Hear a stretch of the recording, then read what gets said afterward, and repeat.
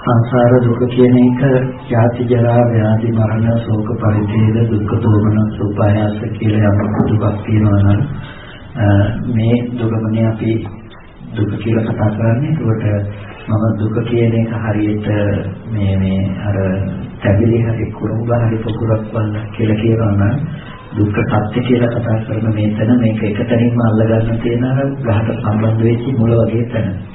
ඒ කියන්නේ කෙටි න්‍යායක් කියන්නම් ඔයගොල්ලෝ මතක තියාගන්න.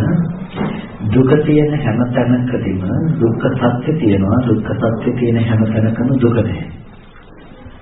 දුක තියෙන හැම තැනම දුක්ඛ සත්‍ය තියෙනවා. දුක්ඛ සත්‍ය තියෙන හැම තැනම දුක නැහැ. දුක තියෙන හැම තැනකදීම දුක්ඛ සත්‍ය තියෙනවා කියලා කිව්වේ අපිට කායික මානසික දුක් පිළිටා සිටින සෑම තැනකම අපිට ස්කන්ධයන්ගේ සංකත ලක්ෂණය හැම තැනකම තියෙනවා. කායික මානසික දුක තියෙන හැම තැනකම දුක්ඛ සත්‍ය තියෙනවා. හැබැයි දුක නොවන රූපාවචර ධ්‍යාන සිත රූපාවචර ධ්‍යාන සිත ඕන සතපහකට සිතක දුක නෙමෙයි ඒක. හැබැයි ඒ සිතත් සංකතයි නම් දුක නැහැ ඒකේ.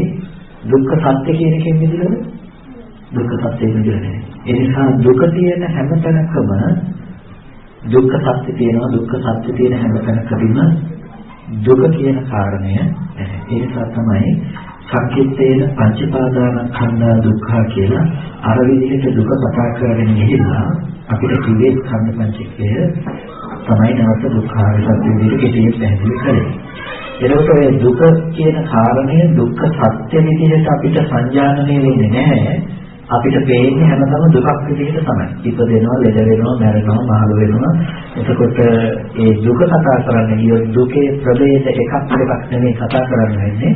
දුකේ ප්‍රභේද මහා වඩක් කතා කරන්නේ නැහැ. මේක උනත් දුක, මේක උනත් දුක, මේක උනත් දුක, මේක උනත් දුක. ඒ සියලුම දුක්ඛ ප්‍රවාහය අයිති මොකටද සංසාර දුක කියන්නේ. එතකොට මේ සංසාර දුක්ඛ ප්‍රවාහය ගැන කතා කරනකොට පොදුවේ කෙටියෙන් කතා කරන්න පුළුවන්කම තියෙනවා. කෙටියෙන් සහ ගැඹුරින්ම දුක්ඛ ආර්ය සත්‍ය කියලා. එතකොට මේ දුක්ඛ ආර්ය සත්‍ය කියලා කතා කරන්නේ පිළිසිඳ දැක්ක යුතු එකක් විදිහට. දැන් සතර දුකයි කියන දුක. සතර දුකයි කියලා අපි කියන්නේ කායික මානසික දුක නිසා. ඒ කායික මානසිකව ඇති වෙන දුක දැක්ක කියලා කෙනෙකුට නිවන් දකින්න බැහැ. කායික මානසික දුක දැක්ක කියලා කෙනෙකුට නිවන් දකින්න බැහැ. ඒ දුක දැකලා කෙනෙකුට පුළුවන් කලකිරෙන්න. කලකිරිලා ධර්මයට යොමු වෙන්න පුළුවන්. ඒකේන ආදීනමය දකින්න දුකයි කියලා. එයා එතකොට ආස්වාදයේ තුල රැඳෙන්නේ නැතුව නිස්සාරණයක් හොයනවා. නිස්සාරණයක් හොයනකොට තමයි නිස්සාරණ ප්‍රතිපදාවක් විදිහට එයාට ලැබෙන්නේ දුක්ඛ ආර්ය සත්‍ය පිළිසින දකින්න. දුක්ඛ ආර්ය සත්‍ය පිළිසින දකින්නකොට එයාට මොකද්ද වෙන්නේ නැත්තේ? සමුදය ආර්ය සත්‍ය උපදින තුරු. දැන් කාරණා අටක් තියෙනවා. දුකයි දුක්ඛ සත්‍යයි. සමුදයයි සමුදය සත්‍යයි. නිරෝධයයි නිරෝධ සත්‍යයි. මාර්ගයයි මාර්ග සත්‍යයි කියන කාරණා අටක් තියෙනවා. දුක කියලා කියන්නේ කායික මානසික දුක. දුක්ඛ සත්‍ය කියලා කියන්නේ අර කතා කරන ලක්ෂණ ටිකකින් අපි කතා කරන ස්කන්ධ දුකට කියනවා දුක්ඛ සත්‍ය කියලා. ඊට පස්සේ සමුදය කියලා කියනවා අපි කිව්වොත් අපි රළුවම දකින තණ්හාවට ඒ තණ්හාව නිසා දුක හදනවා. කැමැත්ත නැති වෙනවා කියලා අපි කියන්නේ කැමැතිසේ පවතින්නේ නැහැ කියලා කියනවා. ඒ තණ්හාව කරන දේ විදිහට තියෙන්නේ නැති වෙනකොට අපිට මොකද වෙන්නේ? දුක කියන දේ උපදිනවා අපිට. හැබැයි මේ දුක ඉපදුනාට ඒක සමුදය නිසා එන දුක. හැබැයි සමුදය සත්‍ය කියන එක ඊට වඩා ගැඹුරුයි. සමුදය සත්‍ය කියලා කියන්නේ අර තණ්හාව විදිහට අපිට තේරෙන්නේ නැහැ. ඒක ආයෝහනාර්ථයක් තියෙනවා. රැස් කරගන්න බව. ඒක ලෝභය නෙමෙයි. දැන් වතාපත තියනවා කියන එක ගැන ඔයගොල්ලෝ මේ වතාපතට ඔයගොල්ලෝ ලෝභ කරන්නේ නැහැ. හැබැයි ඔයගොල්ලෝ ලෝභ නොකලත් වතාපත තියෙන බව රැස් කරගත්තනේ ස්කන්ධ ටික රැස් කරගත්තනේ ඔයගොල්ලෝ. අනේ ස්කන්ධ රැස් කරගන්න බවට කියනවා මොකද? සමුදය සත්‍ය කියලා. රැස් කරගන්න. තව වචනකින් ඔක කියනවා නිකාන්ති තණ්හා කියලා. නිකාන්තික්ෂණේ තණ්හාව. ඔයගොල්ලෝ කැමති වුණත් නැත්නම් තණ්හා කරනවා. අකමැති දෙයකට තණ්හා කරනවා. මම කියන්නේ අපායට තණ්හා කරනවා. කැමති ඉන්නේ අපායට. ගින්නට අකමැති වෙයි. හැබැයි මේ ගින්න විදිහට මම කරගත්ත ස්කන්ධ ටිකට ඒකට කැමතියි. තිරසන් සතෙක් කැමති දේ ලෝකේ අතහැරලා දාලා මැරිලා යන්නේ. මොන දුකක් ආවත් එයා ඒකට කැමතියි. ඒ ස්කන්ධ ටික පවත්වන්න ඕනේ යාට. ස්කන්ධ ටිකට කරන තණ්හාව තියෙනවා. එතකොට එයා දුකට අකමැති වෙන්න පුළුවන්. හැබැයි ස්කන්ධ ටිකට නැවත නැවත කරන තණ්හාව ඒක තියෙනවා. ඒක නැති වෙන්නේ නැහැ. ඒ නිසා සමුදය සත්‍ය කියලා කියනකොට අර ස්කන්ධ ටිකට කරන තණ්හාව වත්තේ සියුම් තැනකින් කතා කරන්නේ. ඒක කුසල ස්කන්ධද අකුසල ස්කන්ධද ඒක අර ලෝභය කියන වත්තේ රළුව වෙන දෙයක් නෙමෙයි. ඒ නිසා ඒකේ භයානක බව තමයි යන්නේ කොතෙන්ද දෙක තණ්හා කරනවා. අපායටික අපායට තණ්හා කරනවා. එතන අතහරලා දාන්න කැමති නැහැ. ඒ ස්කන්ධ ටිකට තණ්හා කරනවා ආයෙ ගන්නවා ආයෙතම උපදිනවා. ඒ ස්කන්ධ ටික නෙමෙයි. පිච්චෙන එක නිකන් හම්බ වෙනවා. ආයෙත් ඕනේ ටික වෙනවා. ආයෙත් එතකොට මේ විදිහට ස්කන්ධ ටිකට කරන තණ්හාව කියන සමුදය සත්‍ය කියනවා. සමුදය කියලා කියනවා මේ ලෝකේ ගොඩක් සමුදය තියෙනවා. යම් කිසි ඵල නිෂ්පත්තියක් කරන්නේ හේතුවක් නිසා ඒක හේතුවට කියනවා සමුදය කියලා. එතකොට ඒ හේතුව කියන එක දුක කියන දේ ඇති කරන්නේ සමුදය නිසා. අපි කියන දුක දුක්ඛ සත්‍ය දෙදුවනේ. ඒකේ කායික මානසික දුක කියන තැන අපිට අර දෝමනස්ය මානසික දුක ඇති කරන්නේ අපි ආස කරනකොට මේ සංහා කරන දේ නැති වෙලා යනකොට දැන් ජීවිතේ සුදු කරගෙන. ඒකෝට නිරෝධය සහ නිරෝධ සත්‍ය දෙකක් තියෙනවා. නිරෝධය කියන්නේ මොකද්ද? ස්කන්ධයන්ගේ මේ මොහොතේ හටගත්තු ස්කන්ධය නිරුද්ධ වෙලා යන එකට කියනවා නිරෝධය. නිරෝධ සත්‍ය ඒක නෙමෙයි. ඒ නිරෝධය තේරුම් අරගන්නකොට මොකද වෙන්නේ? සමුදය ප්‍රහාණය වෙනවා. දැන් සමුදය මේ ශාස්ත්‍රයේ ප්‍රහාණය කළ යුත්තක් තමයි. හැබැයි ප්‍රතිපදාව කියන්නේ සමුදය ප්‍රහාණය කරන්න කියලා. ඇයි? දැන් මම කිව්වොත් මෙතන අමනුෂ්‍යයෙක් ඉන්නවා එලවන්න කිව්වොත් ඔයගොල්ලෝ කොහොමද අමනුෂ්‍යයව එලවන්නේ? පේන්නේ නැත්තම්. දන්නේ නැත්තම්. ඔයගොල්ලෝ කොහොමද මේ අමනුෂ්‍යයව එලවන්නේ? ඒ විදිහට දැන් ඔයගොල්ලොන්ට පේන්නේ මේකට කරන සංඥාවනේ. ඔයගොල්ලෝ ඒක නැති කරයි. හැබැයි ස්කන්ධ ටිකට කරන සංඥාව නැති කරන්න පුළුවන්. ඒක පේන්නේ ඒක අප්‍රකටයි. ඒක නැති කරන්න බෑ. ඒ නිසා ඒක නැති කරන්න කිව්වෙත් නෑ. කිව්වේ මොකද්ද? දුක්ඛ සත්‍ය පිළිසිඳ දකින්න කිව්වා. රැස් කරගත්තේ ආයෝහණය කලේ මොකක් නිසාද? අපි නැවත නැවත ඒකේ ඇති බවට වැරදිවට දැක්ක නිසා. හැබැයි දුක්ඛ සත්‍ය පිළිසිඳ දකිනකොට ස්කන්ධ ටික හේතුවෙන් සකස් වුණා කියන දුකේ ලක්ෂණ ටික දකිනකොට එයාට වැටෙන්න දෙයක් නැහැ. පැහැදිලිද? බොහොම ගැඹුරු කාරණාවක් කතා කරන්නේ. දුක කියන එක ගැන අපි දුක්ඛ සත්‍ය ගැන කතා කළා. හේතු නිසා සකස් වෙන බව සංකත ලක්ෂණය, හේතුවට පවතින බැරි පීඩනාර්ථ පීඩන ලක්ෂණය කියලා එකක් අපි කතා කරන්නේ. නිසා දුක්ඛ සත්‍ය කිව්වා. එතකොට දැන් මේ දුක්ඛ සත්‍ය තේරුම් ගන්නකොට අපි දැකලා තියෙන මොකද්ද? ස්කන්ධයන් හේතු නිසා හටගන්න බව සහ හේතු නැති වෙනකොට නැති වෙන බව. දැන් ස්කන්ධ ටික ඒකට අපි රැස් කරගන්නේ පංච උපාදානස්කන්ධයේ පොත කියලා රැස් කරගන්නේ වටා පොත කියලා රැස් කරගන්නේ. අපිට හම්බෙන්නේ මොකද්ද? හේතුඵල ධර්ම ස්කන්ධ ටිකක් හට ගැනීම නැති වෙච්ච එක. එතකොට දුක්ඛ සත්‍ය පිළිසිඳ දකිනකොට සමුදය සත්‍ය නොහට ගන්න බවට ගිහිල්ලා. ඒකයි යම් තණ්හාවක් ගැන කියනවා නම් ඒ තණ්හාවේ නිර්වශේෂ විරාගයේ නිරෝධය. අර ස්කන්ධයන්ට ඇලෙන තණ්හාව ගැන කතා කරන්නේ මේ තණ්හාවේ නිර්වශේෂ නිරෝධය. නිරෝධය කියලා කියන්නේ අනුත්පාද නිරෝධය කියලා කියන එකට. අනුත්පාද නිරෝධය. නැවත හටගන්නේ නැහැ ඒක. එතකොට තණ්හාව දුරු කළාගෙන තණ්හාව හටගන්නේ නැති පැත්තටපත් කරලා. ඒ හටගන්න තැනක් නැහැ. මොකද රැස් කරගන්න දෙයක් නැහැ. ස්කන්ධයන්ගේ හට ගැනීම සහ නිරෝධය දකිනකොට සමුදය කියන එක රැස් වෙන දෙයක් නැහැ යාට. එතකොට එයා සමුදය නිකම්ම ප්‍රහාණය කළ කෙනෙක් බවට පත් වෙනවා. එතකොට නිරෝධය කියන එක තමයි ඕගොල්ලන්ට පුළුවන් තණ්හාව නැති කරන්න පුළුවන්. තණ්හාව නැති කරන්න පුළුවන් කියලා මේකට ආසයි ඕගොල්ලෝ. මේකට තියෙන ආසාව නැති කරන්න බැහැ ඕගොල්ලෝ. හිතලා මේක කැඩෙන්න පුළුවන් දෙයක්, බිඳිලා යන්න පුළුවන් දෙයක්, මේක වැඩකට නැති දෙයක්, මේක ආදීනමේ බලලා මේක නිර්ාර්ථක බව දැකලා ඔයගොල්ලෝට පුළුවන් මේක සංහාව අයින් කරලා ගන්න. එතකොට ඒකින් කියන්නේ නිවන් දැක කියලා. ධ්‍යාන ලබාගත්තොත් ඒකයි වෙන්නේ. ඒක සංසිඳුවය. හැබැයි ඒකත් නිරෝධයක් තමයි. හැබැයි ඒක తాවකාලිකයි. ඇයි? ස්කන්ධ ටිකට කරන සංහාව නැති කරලා නැහැ. මේක හදන්න ඕන වෙලාවක හේතුව තියෙනවා. ඒ නිසා දැන් ස්කන්ධ නිරෝධය ගැන සාක්ෂාත් කරන කෙනාට කෙලෙසේ අනුපාද නිරෝධය කියලා නැවත හටගන්නේ නැහැ. සමුදය කියන කය හටගන්නේ. ඇයි හටගන්නේ නැත්තේ? එයාට ස්කන්ධයන්ගේ උදේවැය දෙන නිසා. එයාට ඇති බවට රැස් කර ගැනීම කියන එක නිකම්ම නැති වෙලා තියෙනවා. සමුදය සත්‍ය අනුපාදයි හටගන්නේ. ඊට පස්සේ මාර්ගය සහ මාර්ග සත්‍ය දෙකට දෙනවා. මාර්ගයක් තියෙනවා. මොකද්ද? ඔය සංහාව නැති කරගන්න ක්‍රමයක් තියෙනවා. ඒකට පුළුවන් ධ්‍යාන ලැබගත්ත ටික කරන්න පුළුවන්. හැබැයි අර ස්කන්ධ ටිකට කරන සංහාව නැති කරන්න නම් ඕගොල්ලෝ ප්‍රසිද්ධ වෙනවා මාර්ග සත්‍ය වඩන්න. ඒ කියන්නේ ලෝකෝත්තර මාර්ගයේ උපදවන්න වෙනවා. අර දුක්ඛ සත්‍ය දෙකෙන් දකින්න. ඒක තමයි මාර්ග සත්‍ය සහ මාර්ගය කියලා. ආර්ය අෂ්ටාංගික මාර්ගයේ ලෞකිකවත් වෙනවා. ඒක මාර්ගයක්. හැබැයි ඒක මාර්ග සත්‍ය නෙමෙයි. එතකොට දුක්ඛ සමුදය නිරෝධ මාර්ග කියලා තියෙනවා. ඒක ලෝකේ පැවැත්ම තුළ කවුරුත් දකින දෙයක්. කෝරක්කත් එක ඉගෙන ගන්නවා. කෝරක්කත් එක කියලා කියන්නේ බුදුරජාණන් වහන්සේ කාලේ කුක්කුරවතේ සමාදන් වෙන බල්ලෙක් විදිහට එයා කාලය ගත කළා. ඒ විදිහට දුක නැති කරන්න පුළුවන් කියලා. කෝරක්කත් එකත් ඔය හතර දැක්කා. ඇයි? කෝරක්කත් එක දුක දැක්කා. දුක දැක්කා රූපේ කෙරෙන් දුක එනවා කියලා දැක්කා. එතකොට එයා දුක දැක්කා.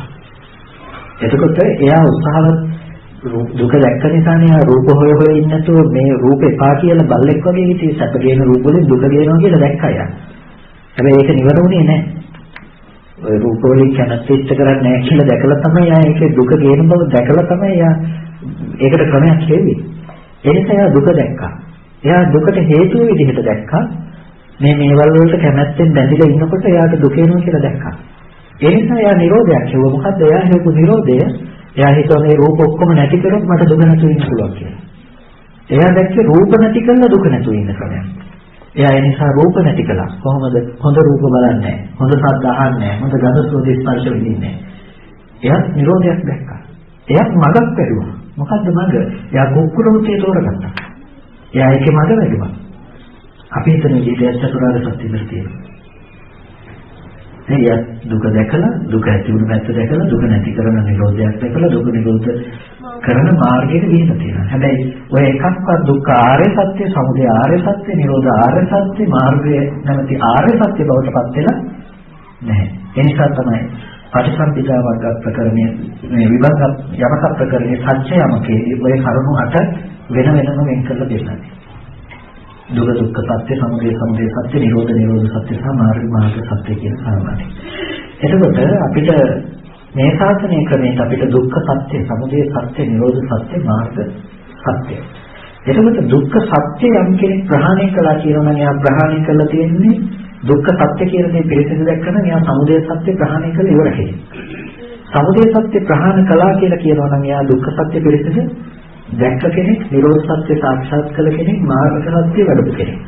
කොටෙම කියනවා නම් චතුරාර්ය සත්‍ය එක සත්‍යයක් දැක්කම අනිත් සත්‍ය තුන දැකපු කෙනෙක් බවට යපත් වෙලා තියෙනවා. මේ එකක්වත් වෙන වෙනම දකින්න පුළුවන් දේවල් ඒක විතරක් පිළිලා නැහැ. ඒ නිසා අපිට පුළුවන් අන්න ඒ විදිහට මේක අනුපූර්වව යන ක්‍රමවේදයකට පාවිච්චි කරන්න. ඒ විදිහට ගියොත් අපිට බැරි කමක් නැහැ. අපිට ස්කන්ධයන්ගේ පිරිසිදු දැකීම කියන මගින් කියනවා ඒක.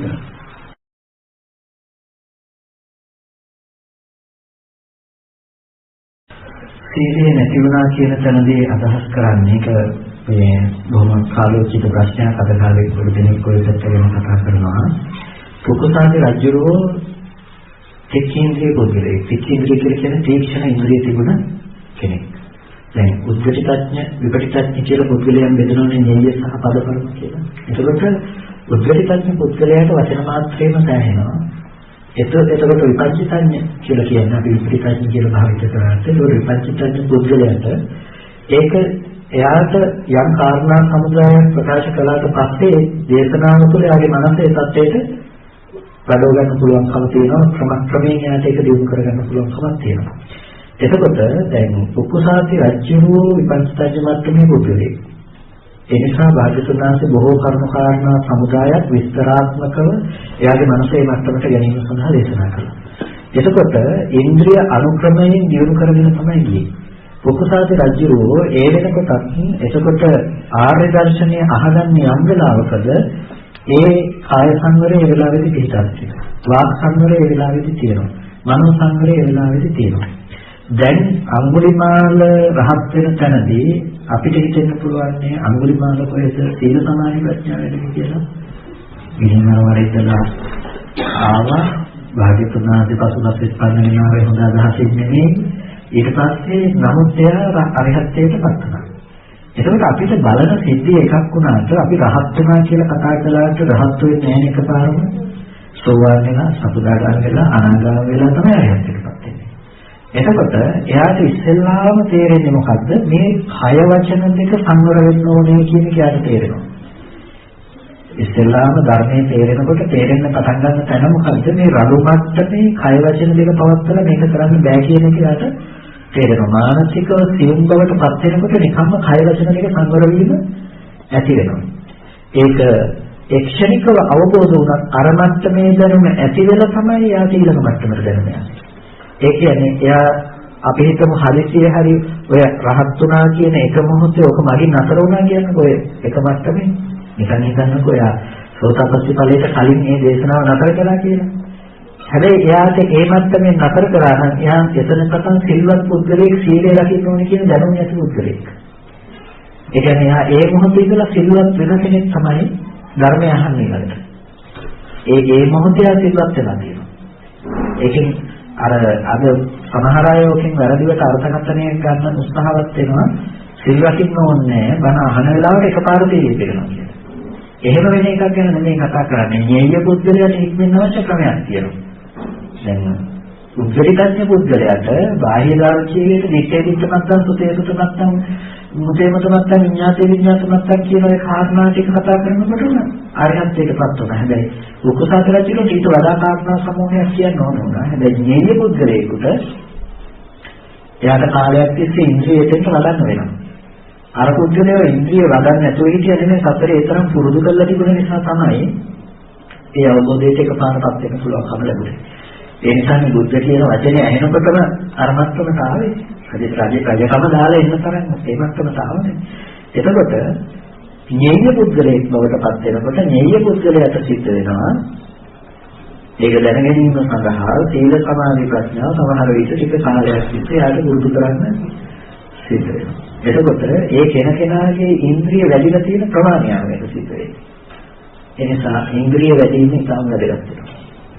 සීලය තුළ අපි අද හික්මෙන්න අවශ්‍යම වෙනවා ඒක නිසා. ඒ නිසා සීලය කියන එකේ කය වචන දෙකේ සංවරය බුදුරජාණන් වහන්සේ අපිට දේශනා කරනවා. එතකොට අර කෙනා සීලේ නැතුව නිවන් දැක්කා කියන එක නෙමෙයි එකකින් කියන්නේ. ඒ සීලයේ පිළිපදා සිටින මට්ටමකටපත් වෙලාම තමයි. කියන්නේ සීලය කියන දේ සංවර විය යුතුයි කියන දැනුම ඇවිල්ලාම තමයි ඒක න සෝවාන් ඵලයටපත් වෙන්නේ. ඊට පස්සේ සතරදාගාමී ඵලයටපත් වෙන්නේ, අනාගාමී ඵලයටපත් වෙලා අරිහත් ඵලයටපත් වෙන්නේ. හැබැයි අපි එකපාර රහත් වුණා කියන වචනේ පාවිච්චි කරනවා. හැබැයි ඉස්සල්ලාම කය වචන දෙක සංවර කරගෙන සීලයෙන් පිළිපදන්න ඕන කියන එක යාට තේරෙලා දැඩි චිත්ත සමාධියක් අර කියන කාරණයක් එක්කම හිත වැඩෙන චිත්ත ඒකාග්‍රතාවයේ සමාධිය වැඩිලා ඒ සමාධිමත් මනසට තමයි යාට අර යථාර්ථය ගොඩනගන්නේ. ඒකට එතන ගියේ සීල සමාධි ප්‍රඥා කියන එක. ප්‍රශ්නේ තියෙන්නේ ඔය සීල සමාධි ප්‍රඥා කියන එක වැඩෙන්න කියපු කාලය විතරයි. කෙනෙකුට විනාඩියක් ඇතුළත වෙන්න පුළුවන්, කෙනෙකුට පැයක් ඇතුළත වෙන්න පුළුවන්, කෙනෙකුට දවසක් ඇතුළත වෙන්න පුළුවන්, කෙනෙකුට අවුරුද්දක් ඇතුළත වෙන්න පුළුවන්. හැබැයි එතකොට ඔය ටික දිගටම ගන්නකොට එකම දේ එකපාර වෙලා කියන අපිට තේරෙන්න තියෙනවා. එකපාර වෙන්නේ නැතුව වගේ තව කෙනෙක් දිහා බලුවහම පේනවා තියෙනවා. ෂෝට් කට් වලින් ගිහින් තමයි ඒක වෙන්නේ. ඒක කියනවා සීලය ඕනෙත් නැහැ. ඉඳලා කරගන්න පුළුවන්.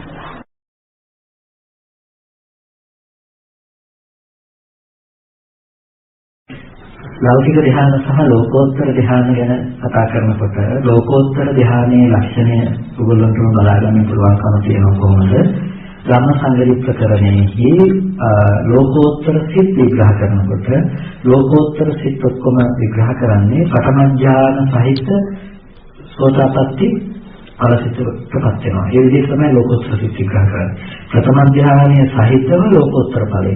ද්විතිය ධ්‍යාන සහිතව සෝතාපට්ටි ඵලයේ ප්‍රථම ධ්‍යාන සහිත සෝතාපට්ටි ඵලයේ තෘතිය ධ්‍යාන සහිත සෝතාපට්ටි ඵලයේ චතුර්ථ ධ්‍යාන සහිත සෝතාපට්ටි ඵලය කියලා ওই විදිහට තමයි විග්‍රහ කරන්නේ. එතකොට මේ සෝතාපට්ටි ඵලය ලබන්න පුළුවන්කම තියෙනවා ක්‍රම දෙකකට. එකක් තමයි ප්‍රථම ධ්‍යානයේ කලින් උපදවල උපදෝගත්ත ප්‍රථම ධ්‍යානයේ තියෙන විතක්ක ਵਿਚාර පීති සුඛ ඒකාග්‍රතාව කියන ධර්මතා ටික පිළිබඳව විදර්ශනා කරලා එතන අනිත්‍ය දුක්ඛ අනාත්ම මෙහෙය කරන කෙනාට ප්‍රථම ධ්‍යාන සහිතව සෝතාපට්ටි ඵලයටපත් වෙනවා කියලා කියනවා.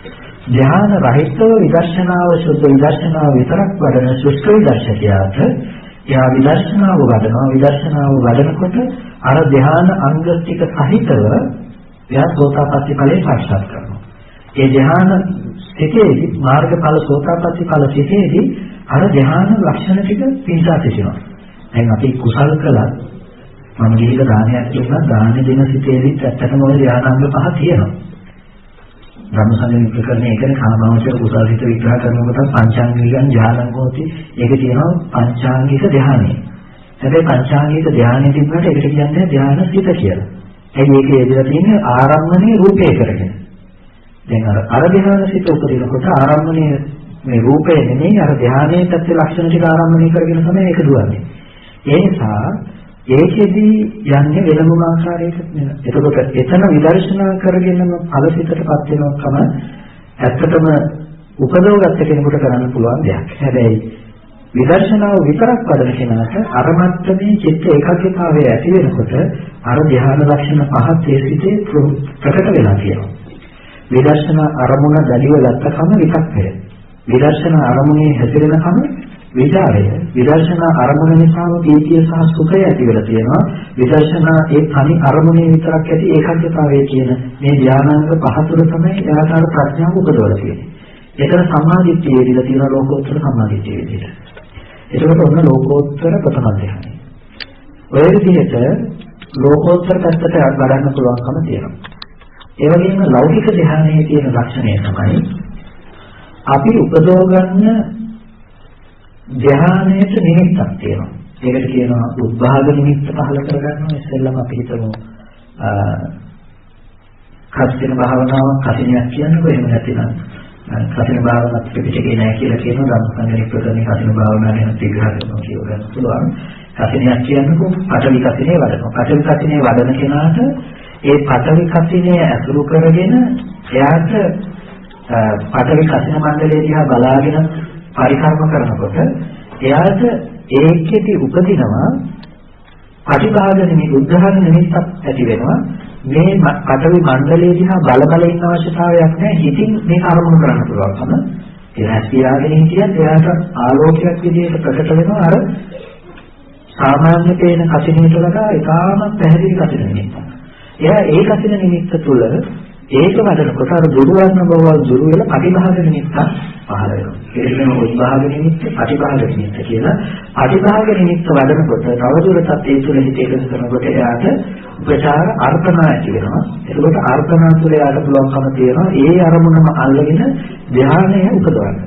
ඒක තමයි ලෞකික ධ්‍යාන ක්‍රමය. එතකොට ලෞකික ධ්‍යාන ක්‍රමයේදී දැන් අර එක අරමුණේ ඇති වුණු අර ඒකාග්‍රගත බව ඒක නිකම්ම නෙමෙයි යාට පවතින්නේ. ඊට පස්සේ යාට පුළුවන් නැවත ඒකට සමවදින්න පුළුවන්, ඒක නැගී සිටින්න පුළුවන්, ආවර්ජන කරන්න පුළුවන්. මේ ධ්‍යානෙ නැවත ඒක වශී කරන්න පුළුවන්කම තියෙනවා. ඒක කියනවා ධ්‍යානෙ වශී කරනවා කියලා. එතකොට එයා ලෝකේ කාම සංඥාවක් එයාට ඇති වෙනවා නම් ඇති වෙනකොට ධ්‍යානෙ පිළිනවා. එයා ආපහු ධ්‍යානෙ උපදව ගන්න ඕනේ. අර විදිහට ආපහු මුලින් ඉඳලා වඩලා අර නිමිති ඇති කරගෙන නැවත වඩලා එයා නැවත ධ්‍යානෙ උපදව ගන්නවා. එතකොට ආපහු ධ්‍යාන උපදවගෙන ආය ලෝකෙට වැටුණොත් ආය ධ්‍යානෙ නැතු වෙනවා. එතකොට කියන්නේ ආ ප්‍රථම ධ්‍යානලාභී කියලා. එතකොට එයා කාම භූමිය කාමවචන මට්ටමේ කෙනෙක්.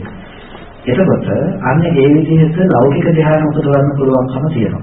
එයා ලෞකික ධ්‍යාන උපදවනකොට අර එතන ඒ හිතේ යෙදෙන සම්මාදිට්ඨිය ඒ හිතේ ඇත්ත පෙන්වනකම නැහැ. අනිත්‍යානුපස්සනාව, දුක්ඛානුපස්සනාව, අනාත්මානුපස්සනාව නැහැ යාට. එතන කුසලාර්ථය විතරයි සිද්ධ කරලා තියෙන්නේ. ඒ නිසා ඒක ලෝකෝත්තර ඥානයක් කියනවා කියලා නෑ. ප්‍රථම ධ්‍යානයේ මඤ්ඤණා කරලා තියෙනවා. අපි අර මේ සූත්‍රය කතා කරනකොට කිව්ව ආකාසානංචායතනේ සංකත බව දන්නේ නැතුව ඇලෙනවා කියන්නේ. ඒ වගේම ප්‍රථම ධ්‍යානයේ හේතු නිසා හදපු බව දන්නේ නැතිකම නිසා ධ්‍යානයේ තමන් කරගෙන ධ්‍යානයේ රැවටෙනවා. ඒ නිසා ධ්‍යානයේ මම බවට පත් කරලා පස්සේ ධ්‍යානයේ යාට ගැලවෙන්න බැහැ. ධ්‍යානයේ ධ්‍යාන ඇති කරගත්ත මම ඉන්නවා. ඒ නිසා එයාට එතනින් නිදීමක් ඒක තමයි ලෞකික ධ්‍යානවල தත්ත්වය. ලෝකෝත්තර ධ්‍යාන தත්ත්වය ඒක. එතකොට දැන් අද කාලේ ධ්‍යාන නම් ලෞකික ධ්‍යානක් නෑ වල දෙනකොට අපි දකින්න මට්ටමින් කතා කරන්නේ හැබැයි නිකන් ඉන්නකට වඩා ධ්‍යානම හොඳයි නේ. නිකම්ම මම කියනකට වඩා ප්‍රථම ධ්‍යානලාභී මමත් ඒ විදිහට කට්ටිය ටිකක් සැපයි. එහෙනම් පොඩි සත්‍යයක් තියෙනවා ප්‍රථම ධ්‍යාන, ද්විතිය ධ්‍යානලාභී, තෘතිය ධ්‍යානලාභී කියලා පොඩි සත්‍යයක් තියෙනවා. ඒ තත්ත්වය කියන්නේ මේකම කෙලෙස්යක්. ඉතින්යාගේ පවතින හිතේ පවතින කෙලෙස්යක්. ඒ මම ප්‍රථම ධ්‍යානලාභී කියලා ඒ ඇතිවෙන කෙලෙස්ය දුරු කරගන්න උත්සාහවත් නොයි මම ප්‍රථම ධ්‍යානලාභී කියන මානෙ තුල හැදෙනවා නම් ඒකම ගරහ කළ යුතු දෙයක් වත්පත් වෙනවා. ඒකෙම කියන ලබා තියෙන ලෝකෝත්තර ධ්‍යාන නෙවෙයි කියන්නේ. ඒ නිසා ඒකෙන් ඇති බලක් ඇත්තේ නැහැ.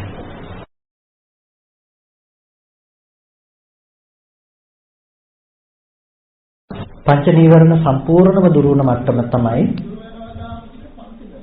දුරු වෙනවා කියන එකට කියන්නේ දැන් අපි ප්‍රහාණය කියන එක සමුච්ඡේද විස්කම්බන මේ වශයෙන් අපි කතා කරන තදංග විස්කම්බන සමුච්ඡේද වශයෙන් ත්‍රිවිධ ක්ලේශ ප්‍රහාණ කතා කරනවා. එතකොට මෙතනදී සමුච්ඡේද ප්‍රහාණයකට ලක් වෙන්නේ නැහැ ධ්‍යාන උපදවීමේදී. එයාට ප්‍රහාණයකට ලක් වෙන්නේ තදංග සහ විස්කම්බන වශයෙන් ප්‍රහාණයකට ලක් කරනවා. තදංග වශයෙන් ප්‍රහාණයකට ලක් කරමින් තමයි ඔහු මග උපදවන්නේ, මග වඩන්නේ. ඒ තුල එයා ඵලයටපත් වෙන්නේ. ඵලයට කියන්නේ මේ රූපාවචර ධානයේ උපදෝග කරන්නේ විස්කම්බන වශයෙන් ඒක ප්‍රහාණයකට පත් කරමින්. ඒකත් ප්‍රහාණයක් තමයි. හැබැයි ආපහු උපදින්න පුළුවන්කම එයාට තියෙනවා සමුච්ඡේද ප්‍රහාණයකට ලක් කළ නැති නිසා. විස්කම්බන ප්‍රහාණයේදී සම්පූර්ණ නැති වෙන්නේ නැවත උපදින්න පුළුවන්කම තියෙනවා. එයාට හේතු ටික එයා ළඟ තියෙනවා. ඒ නිසා සමුච්ඡේද ප්‍රහාණයේදී තමයි සම්පූර්ණම නැතු යන්නේ. පටිච්චසමුප්පාදයේ තේරුම් ගන්න කෙනෙක් චතුරාර්ය සත්‍ය තේරුම් ගන්නවා. චතුරාර්ය සත්‍ය තේරුම් ගන්න කෙනෙක් පටිච්චසමුප්පාදයේ තේරුම් ගන්නවා. එතකොට ජරා මරණ කිං විධානං ජරා මරණය කුමක් නිසා හටගත්තද කියලා බලනවා. මොකක් නිසාද ජරා මරණය ඇතිවලා තියෙන්නේ? ජාති නිසා ජරා මරණය ඇතිවලා තියෙන්නේ. ඒකට එයාට දෙන ජරා මරණය කියන දුක ඇති උනේ මේ ඉපදුණු කම නිසා, ජාතිය නිසා, ජාතිපච්චය ජරා මරණ. ජාතිය නිසා ජරා මරණ දුක. එතකොට දැන් ජාතිය දුරු කළොත්, ජාති නිරෝධය කළොත් ජරා මරණ නිරුද්ධ වෙනවා. එහෙනම් ජාති නිරෝධ ගාමිනී ප්‍රතිපදාවක් තියෙනවා. ජාතිය දුරු කරන්නට අවශ්‍ය ප්‍රතිපදාවක් තියෙනවා. ඒ ප්‍රතිපදාව විමසනකොට යාට තේරෙනවා ජාතිය කුමක් නිදාන කොට තියෙනවද? ජාතිය දකින්න, ජාතිය දැනගන්නට පස්සේ ජාතිය භවයේ නිදාන කරගෙන තියෙනවා. භවය නිසා තමයි ජාතිය එන්නේ. නිකම්ම ආවේ නැහැ ජාතිය. එතකොට යා භවය නිසා ජාතිය උපදිනවා. එතකොට භවය නිසා ජාතිය උපදිනකොට මේ ජාතිය කියන එක දුක, ජාතිය ඇති කරපු භවයේ හේතුව බවට පත් වෙනවා. සමුදය මොකද්ද? භවයේ භවපච්චය ජාති කියනකොට ජාතිය දුක. හේතුව ඒක හදන්නට හේතු වුණ භවයේ හැම වෙලාවකදීම සමුදය සත්‍ය. එතකොට ජාතිය කියන එක දුක සත්‍ය කියලා කතා කරනවා. එතකොට නිරෝධ කරන්න වෙනකොට අපි මොකද්ද නිරෝධ කරන්න ඕනේ? භවය නොහට ගන්න බවට පත් කරන්න ඕනේ. අර සමුදය සත්‍ය කියපේ. ඒකට භවය නොහට ගන්න බවට පත් කරන්න ඕනේ. ඒක නිරුද්ධ කරන මාර්ගය අපිට ආර්ය අෂ්ටාංගික මාර්ගය තමයි. එතකොට අපිට ආර්ය අෂ්ටාංගික මාර්ගය අනුව බලනකොට අපිට පේනවා භවය හැදුනේ නේ කියලා. එතකොට උපාදානය නිසා භවය හැදුනා කියන එක අපිට පේනවා. එතකොට ඔන්න ඔය විදිහට එක අංගයකට හතර ගානේ අපි කතා කරගෙන යනවා. එතකොට ඔක එක අංගයකට හතර ගානේ අපි ඔය අංග 12ට කතා කරනකොට පළවෙනි අකුසල් සිත පටිච්චසමුප්පාද න්‍යායන් 144 ආකාරයකට බෙදෙනවා. පළවෙනි අකුසල සිතේ න්‍යාය 144 ආකාරයකට බෙදෙනවා. 144 ආකාරයකට බෙදෙන පටිච්චසමුප්පාදයේ අංගෙන් අංගය ඔය හතරෙන් කතා කරගෙන අපව කතා කරන්න ඕනේ. එතකොට චතුරාර්ය සත්‍ය වලින් අවබෝධ කරගන්න පුළුවන්කම තියෙනවා. ඒකෙන් කියන්නේ බෑ කියන එක නෙමෙයි. ඔය න්‍යාය තේරුම් ගැනීම එක තැනකින් අල්ලගත්ත කියන්නේ අර ඔක්කොම ප්‍රභේදගතව තියෙනවා. ඒකෙන් මම පැහැදිලි කළේ මේක මේ තරම් ඉතාම ගැඹුරු කාරණාවකට යන දෙයක්. අපිට නිකන් හිතන්නකො ඒක අකුසල සිත්ක පටිච්චසමුප්පාද න්‍යාය ක්‍රම 144ක් වෙනවා. ඒක මොනතරම් ප්‍රභේදගතව වෙනවා. අපි ගන්න අංග 12 ඇත්තටම එක ක්‍රමයකට බොහොම කෙටියෙන් පැහැදිලි කරන දෙයක් විතරයි. නමුත් කොහොම නෙමෙයි පැහැදිලි කරන්නේ. පටිච්චසමුප්පාද විභාගයේ ගිහිල්ලා බලනකොට තාම ගැඹුරු ලෙස ඔක පැහැදිලි කරලා දක්වනවා.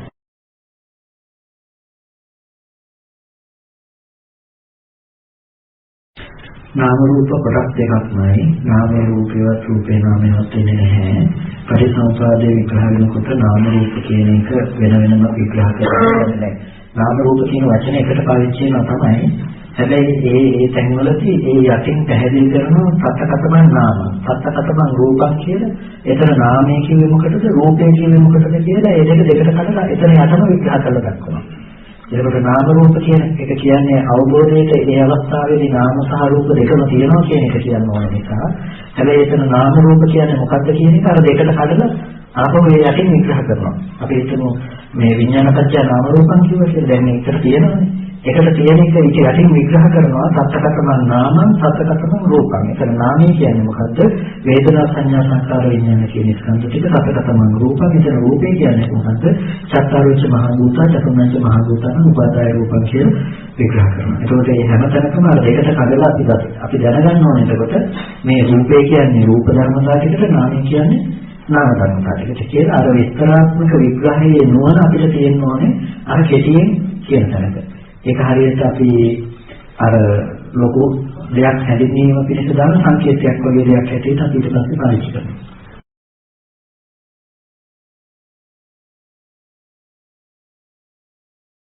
ඔබට ගැළපෙන සූත්‍රයක්ම තියෙනවා මම මේ බැලුවේ මේ සාතිහාමුදුරන්ට නෙමෙයි. සාතිහාමුදුරන්ටත් ඔය ප්‍රශ්න නැති වෙනවා. සාතිහාමුදුර ප්‍රශ්නයක් තියෙනවා නෙමෙයි සාතිහාමුදුර දෘෂ්ටිගත වෙලා ඉන්නවා. බුදුරජාණන් වහන්සේ දේශනා කරලා තියෙනවා මම මේ ජීවිතේ මෙහෙම හිටියා මෙහෙම පාරමිතා පුරලා මේ විදිහටපත් වුණාය කියලා ජාතක කතාවල දේශනා කරලා තියෙනවා. එතකොට මේ භවයෙන් භවයට යන විඥානයක් මේ ශක්තියක් තියෙනවනේ නැත්නම් මේ කොහොමද මේක වෙන්නේ කියලා ඉවර වෙලා සාතිහාමුදුරු ප්‍රශ්නයක් ඇති කරගෙන තියෙනවා. බුදුරජාණන් වහන්සේ ඊට පස්සේ ඒ ගැන පැහැදිලි කරලා දෙනවා මේ විදිහට දෙයක් කටයුත්තක් නෙමෙයි උතන තියෙන්නේ හේතුඵල ධර්මයක පැවැත්මක් කියන එක බුදුරජාණන් වහන්සේ පැහැදිලි කරලා දෙනවා. එතකොට හේතුඵල ධර්මයක පැවැත්මක් කියන එක පටිච්චසමුප්පාදයේ ආශ්‍රයෙන් බුදුරජාණන් වහන්සේ එතනදී පැහැදිලි කරනවා. හිතේ ස්වභාවය තමයි අපිට යම් සිතක් හටගෙන නිරුද්ධ වෙනකොට ඒ සිතේ ගති ලක්ෂණ ටික දිහා බලාගෙන අරමුණු කරගෙන ඊළඟ සිත උපදිනවා. ඒ විදිහට හිතේ යම් සංතතියක් හටගත්ත ධර්මයේ නිරුද්ධ වුණා කියුවට ඒ ලක්ෂණ ටික අනුව ඊළඟට ඒ දිහා බලලා තව එකක් උපදවනකම හිතේ ස්වභාවය. ඒ නිසා අපි යමක් පුරුදු කරන්න පුළුවන්කම තියෙන එකයි හිතට. යම් ගතියක් යම් දෙයක් අපි පුරුදු කරනකොට ඒ පුරුද්ද කියන කම හිතට එන්නේ අපි ඒ අසුරු කරන හිතේ ලක්ෂණ ටික අරමුණු කරගෙන ඊළඟ සිත පහළ වෙන ගතිය නිසා. එතකොට මෙතනින් මෙතෙන්ට යමන් ගියා නෙමෙයි අර පහනක් අරගෙන පහනකින් තව පහනක් පත්තු කරනකොට මේ පහනෙන් යමක් එහා පහනට ගියාද එළිය නැතිනම් මේ මෙතන ආලෝකයට අවශ්‍ය වුණු උණුසුම හෝ ඒ තත්ත්වයක් අතර ඇති වුණා. එතකොට යම් හේතු ටික එතන සකස් වුණා ආලෝකය ඇති වෙන්න සුදුසු හේතු ටික නිසා එතන ආලෝකය හටගත්තා කියලා අපි කියනවා. මේකෙන් කොටසක් එතෙන්ට ගියායයි නොකිය යුතු වෙනවා. ඒ වගේ අපේ හිතේ ස්වභාවය තමයි මේ හිත අරමුණු කරලා තව හිතක් හට ගන්නවා. ඒ හිත ඉතුරු නැතුව නිරුද්ධ වෙනවා.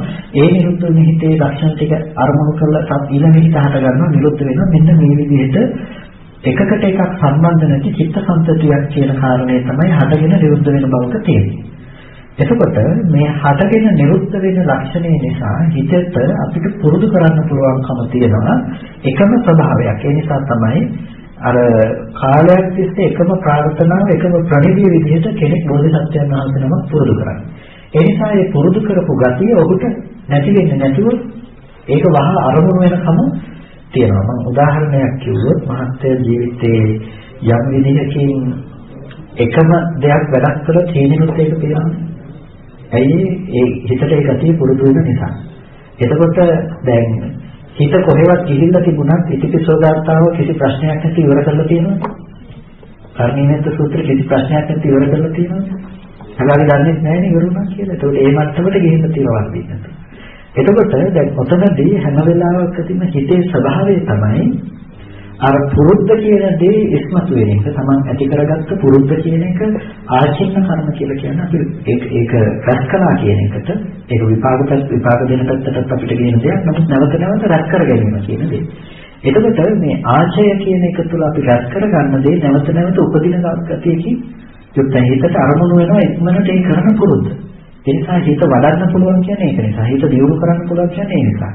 හිත ඒ බෝධිසත්ව බවට පෙරපුරන පැත්තට හිත නමන ඒ පැත්තට ඒ ගති පුරුදු කරලා තියෙන නිසා නැවත නැවතත් හිතට ඒ ධර්මයන් අරමුණු වීම ප්‍රධාන වශයෙන් සිද්ධ වෙනවා. එතකොට ඒක තව කෙනෙකුට භවයේ වෙහිලා යනකොට ඕන කෙනෙකුට ඒක ප්‍රබල වෙන පුරුදු කරපු කෙනෙකුට මතක් වෙන්න පුළුවන්කම තියෙනවා. ගැටලුව තියෙන්නේ දැන් මේ ලෝකේ බුද්ධත්වයේ ප්‍රාර්ථනා නොකර එක්කෙනෙක්වත් නැහැ. මේ ලෝකේ ඔක්කොම බුද්ධත්වයේ ප්‍රාර්ථනා කරපුවා වෙන්න පුළුවන්. හැබැයි භවයේ වෙහිලා යනකොට ඒක පේන්නේ නැහැ. ඒ නිසායි බුද්ධෝත්පාද කාලයක් ලෝකේ දුර්ලභයි කියලා කියන්නේ. එතකොට අපිට ඒ හිතේ පුරුදු කරන ගතිය තව පුරුදු දෙයකට තව තැනකට යනවා නෙමෙයි. හිතේ ස්වභාවය තමයි මේ කයකට සීමා නොවුනකම. දැන් අපි සිතපත් කරන්නේ මේ ජීවිතයේ දැකපුවහපු අරමුණු ටිකක් විතරයි. නමුත් හිතට ওই කයේ හැකියාව නැහැ අපි උදේ කතා කළා වගේ. හිතට තියෙන මනස හැකියාව. ඒකට කාලේ නැහැ. Google Drive එකට මොකක් හරි අප්ලෝඩ් කරලා මෙහෙටද වැඩිපුර ළඟ ලංකාවටද වැඩිපුර ළඟ කියලා අහන එක ඒක නොසු දෙයක්.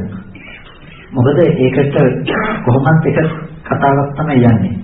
එතකොට අපිට ඒ විදිහටම හිතේ ස්වභාවයත් හිතට කාලේ නැහැ. කාලේ තියෙන භෞතිකත්වයට සාධාරණව සාපේක්ෂව.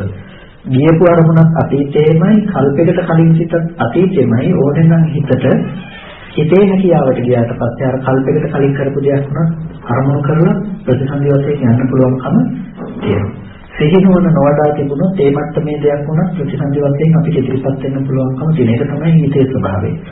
යම් දෙයක් අපිට වැඩිපුර පුරුදු කරලා තිබුණොත් ආචින්න සහ ආසන්න කියලා කියන්නේ ඒක තමයි අපිට ප්‍රතිසන්දි පිණිස යන්න හේතු වෙලා තියෙන්නේ. ඒ නිසා බෝධිසත්වයන් වහන්සේ නමක් බෝධිසත්ව සංකල්පේ තරම් හිතට පුරුදු කරලා තියෙනවා. නම් කොට වෙනස් වෙන්න පුළුවන්. මම ඔබට කියන්නේ අපි මැරෙන්නේ නැහැ කියලා. අපිට අපි මැරෙන්නේ නැහැ නේ. අපි මැරෙනවා කියවට අපි කරන්නේ කෝට් එක මාරු කරන්නේ නැහැ. ඒ කියන්නේ සිතේ ස්වභාවය නම් දැනුත් මෙරි උපදින එක තමයි. හිත නිරුද්ධ වෙනකොට මරණ කියනවා. හැබැයි ඔබ නිරුද්ධ වෙන්නේ නැති ප්‍රශ්නේ තියෙන්නේ. ඒ කියන්නේ නැවත අපෝ මේ හට ගන්නවා නිරුද්ධ වෙන හේතුඵල ධර්මයක් තමයි. අනිත් තැන අපි එක එක කොට අන්තර තියෙනවා. මනසෙක් කියනවා, දෙවියෙක් කියනවා, බ්‍රහ්මෙක් කියනවා, ආය බල්ලෙක් පුරුෂෙක් කියනවා, ආය සතර පාය පෙරේතෙක් කියනවා, ආය රත්ෙක් කියනවා. හැබැයි අපි ඒ මොහොතේ එක සම්පතියක් කරතිලා නැහැ.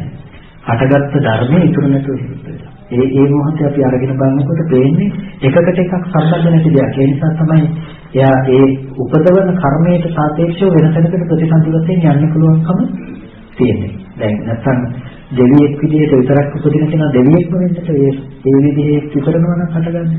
නමුත් එයාට අරමුණ වෙන්නේ මොකද්ද? අරමුණට අනුව ප්‍රතිසන්දි වශයෙන් එයා දැක ගන්නවා. ඒ නිසා හිත යමකින් තව යමක් ශක්ති විශේෂයක් යනවා නෙමෙයි. ඒකට කියන්නේ හේතුඵල ධර්මයක් කියලා. මේ හිත හේතු කරගෙන ඊළඟ සිත හට ගන්නවා. මේකට කියනවා හේතුව කියලා, අකට කියනවා ඵලය කියලා. පටිච්ච සමුප්පාදය සහ පටිච්ච සමුප්පන්නය කියලා කියනවා. එතකොට හේතුවකින් උපදිනකොට හේතුව නිසා ඵලය උපදිනවා. ආපහු ඵලය හේතුවක් බවට පත් වෙනවා. ආපහු ඒ ඵල හේතුව නිසා ඵලය උපදිනවා. ඒ විදිහට යනවා. ඔකට කියනවා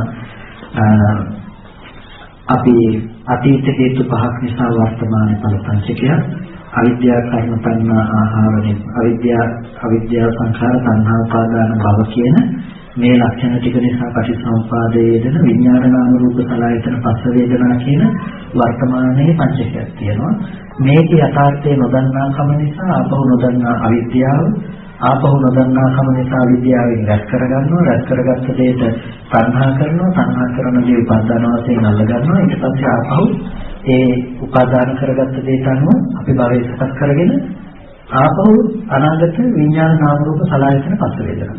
ඔක අනාගත කියලා කිව්වට භව තුනකටම දාන නිසා මේ මොහොතේදී යන්නේ අවිද්‍යා සංඛාර තණ්හා උපාදාන භව මේ මොහොතේ ආපහු විඥාන නාම රූප සලආයතන පස්ස වේදනා ආයතන ටික හැදිලා හැදුන ආයතනට ආය අරමුණක් ගැටුණ එක නිසා ඒකේ ඇත්ත නොදන්නා අවිද්‍යාව නිසා ආපහු ඒක තියෙනවා කියලා ඊතර ඒක රැස් කරගන්නවා.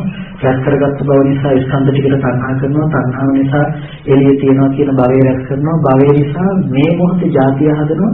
ජාතිය හදනවා කියන්නේ ආයතන ටික ආපහු හදනවා. මෙන්න මේ විදිහට හේතුඵල ධර්මක පැවැත්මක් තියෙනවා මිසක තැනකින් තැනකට කෙනෙක් යාමාන්නේ කියන එකයි අපිට පැහැදිලි කරන්න පුළුවන් පටිච්චසමුප්පාද න්‍යායය.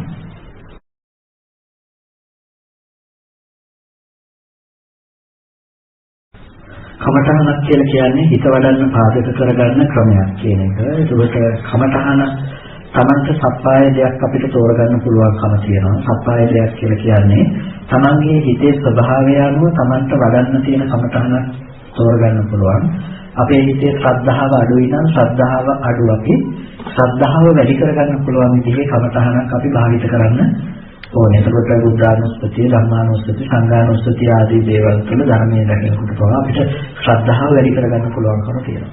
වීර්යය අඩු කෙනෙක් මරණ සතිය ඊට පස්සේ නිබ්බිදානුපස්සනාව වගේ තැනකින් එයා කලකිරීමට බලලා මරණය ගැන මෙනෙහි කරලා එයා එකකින් වීර්යය ඇති කරගන්නවා. එතකොට සතිය අඩු කෙනෙක් නම් සති නිමිත්ත තුල සහ ඉරියව් පැවැත්ම ඉරියාපත පබ්බය ආදී දේවල් තුල සිහිය පවත්වන්නට එයා පුරුදු වෙනවා. ඊට පස්සේ සමාධිය අඩුයි නම් එයා ආනාපාන සතිය වෙන්න පුළුවන්, ධාතු මඟතහන වෙන්න පුළුවන්, අසුභය වෙන්න පුළුවන්, මරණය වෙන්න පුළුවන්, මෛත්‍රිය වෙන්න පුළුවන්, මොනවා හරි වෙන කර්මස්ථානයක තුල චිත්ත ඒකාග්‍රතාවය ඇති කරගන්නවා. ඊළඟ ප්‍රඥාව අඩුයි නම් ඒක නා විදර්ශනා කමතහන මෙනෙහි කරනවා. එතකොට මෙන්න මේ විදිහට තමන්ගේ හිතේ ස්වභාවය සලකලා කමතහන් භාවිතය කළ යුතුයි. රාගයෙන් හිත වැඩෙනකොට අපි ඒ වෙලාවට මෛත්‍රී භාවනාව කරන්න සුදුසු නැහැ. ඒ වෙලාවට අපි තීරණය කළ යුතුයි රාග චේතනාව නම් ඇති වෙන්නේ අපි කළ යුත්තේ ඊට ප්‍රතිපක්ෂ අසුභ භාවනාවයි කියලා. එතකොට අපිට පටිඝය නම් හිතට තියෙන අසුභ භාවනාව වඩන්න ගත්තොත් ආපහු තවදුරටත් ගැටීම එන්නේ. ඒ නිසා අපි තීරණය කළ යුතුයි මේ ගැටීම තියෙනවා නම් මෛත්‍රිය වගේ එකට ප්‍රතිපක්ෂ ධර්මයක් වඩන්න. ඒ වගේ හිතේ ආශ්‍රව නැගෙන්නේ යම් විදිහකටද ඒ විදිහ දුරු කරන්නට අවශ්‍ය කමඨානක් අපිට පාවිච්චි කරන්න පුළුවන්කම තියෙනවා. ඒකෙදි කෙනෙක් සමාධිය උපදවා ගැනීම සඳහා ඒක කමඨානක් Tamanට වඩා වැඩෙන කමඨානක් තෝරා ගන්නවා. එතකොට ඒක අපිට තමන්ට ඕන තැනකදී පාවිච්චි කරන්න සමාධිය උපදවා ගැනීම තියෙන කමඨහන සාමාන්‍යයෙන් තෝරගත්තාම ප්‍රායෝගිකව පහසුවක් තියෙනවා කෙනෙකුට. එතකොට ඒ විදිහට තමයි කමඨහන් ගැන අපිට කතා කරන්න පුළුවන්. එතකොට ඒකෙන් අනිවාර්යයෙන්ම මේකේනා මෙහෙමම කළ යුතුයි කියලා අපිට කියනවා නෙමෙයි. ඔහුගේ චරිත ස්වභාවයේ හිතේ මානසික ස්වභාවය අනුව එයාට පුළුවන් දැන් කොහොමද වඩන්නේ කියන එක පිළිබඳව තීරණය කරගන්න.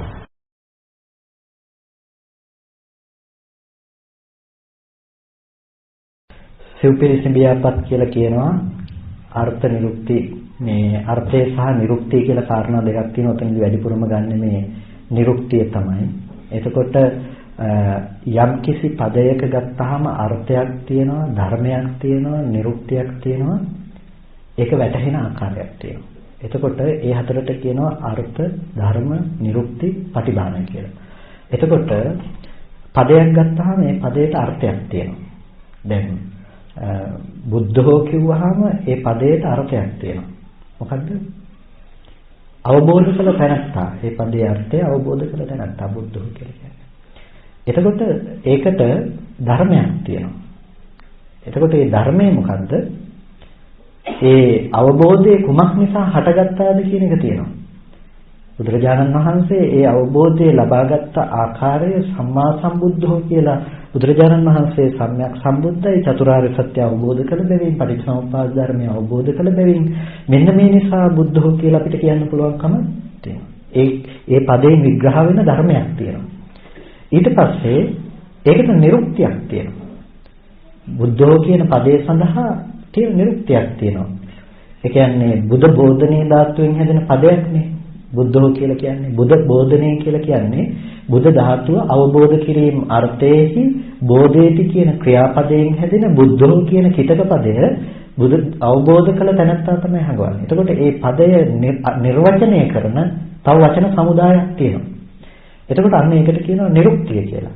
එතකොට මේ නිරුක්තිය ඔය ටික ඔක්කොම එකතු කරලා ගත්තට පස්සේ ඒක වැටහෙන ආකාරයක් තියෙනවා. මොකද්ද වැටහෙන ආකාරය? අපිට බුදුරජාණන් වහන්සේ කියන අපිට උත්තරීතර தත්ත්වය අපිට තේරුම් ගන්න පුළුවන්කම ලැබෙනවා.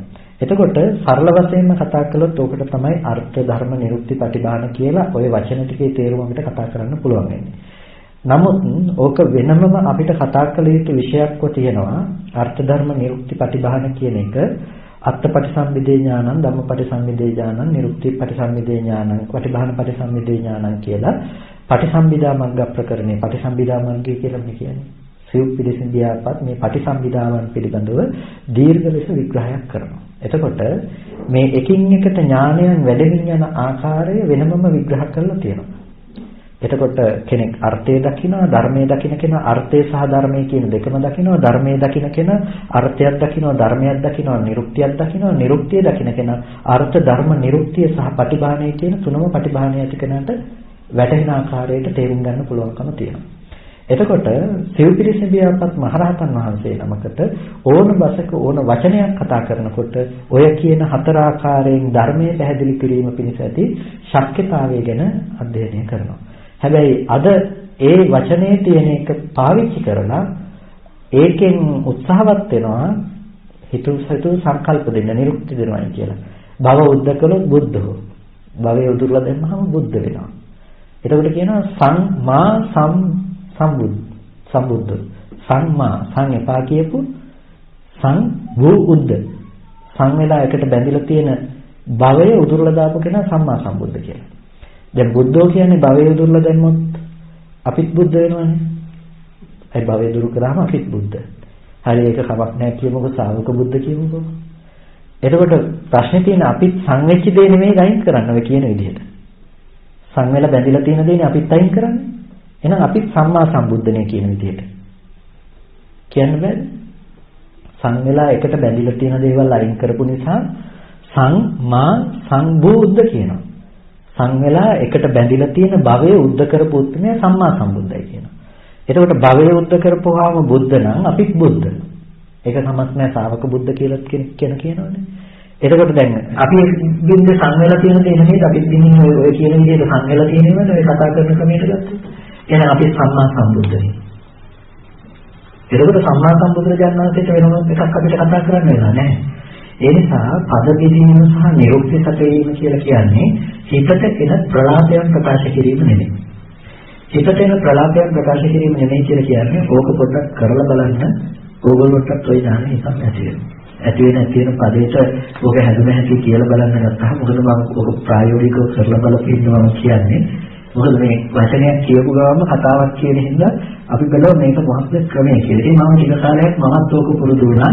ඔය ක්‍රමයේ බලලා දැන් අකුසල පැත්තට එකක් කියනවා, කුසල පැත්තට එකක් කියනවා කියලා හොඳ වචනයක් කියනකොට හොඳ පැත්තට කඩලා කියනවා. නරක වචනයක් කියනකොට නරක කියන්නේ බල්ලා කියන වචනයක් කියන්නේ ඒ පැත්තට කඩලා කියනවා. මේ විදිහට අපිට හොඳ සහ නරක කියන වචන බෙදලා හොඳ පැත්තට කියනකොට ඒ පැත්තේ තියෙන වචනකට කිට්ටු විදිහට කඩලා දෙකට කියනවා. ඔය විදිහට කියලා පටන් ගත්තාම ටික දවසක් යනකොට ඕන වචනයක් ඇහෙනකොට සංග්‍රහල මතක් පුළුවන්කම තියෙනවා නිරුක්තිය කියන්නේ. හැබැයි ඒක නෙමෙයි නිරුක්තිය කියලා කියන්නේ. ඒ නිරුක්තිය කියලා කියන්නේ උත්තරීතර ඥානය තුළ ලබන දෙයක්.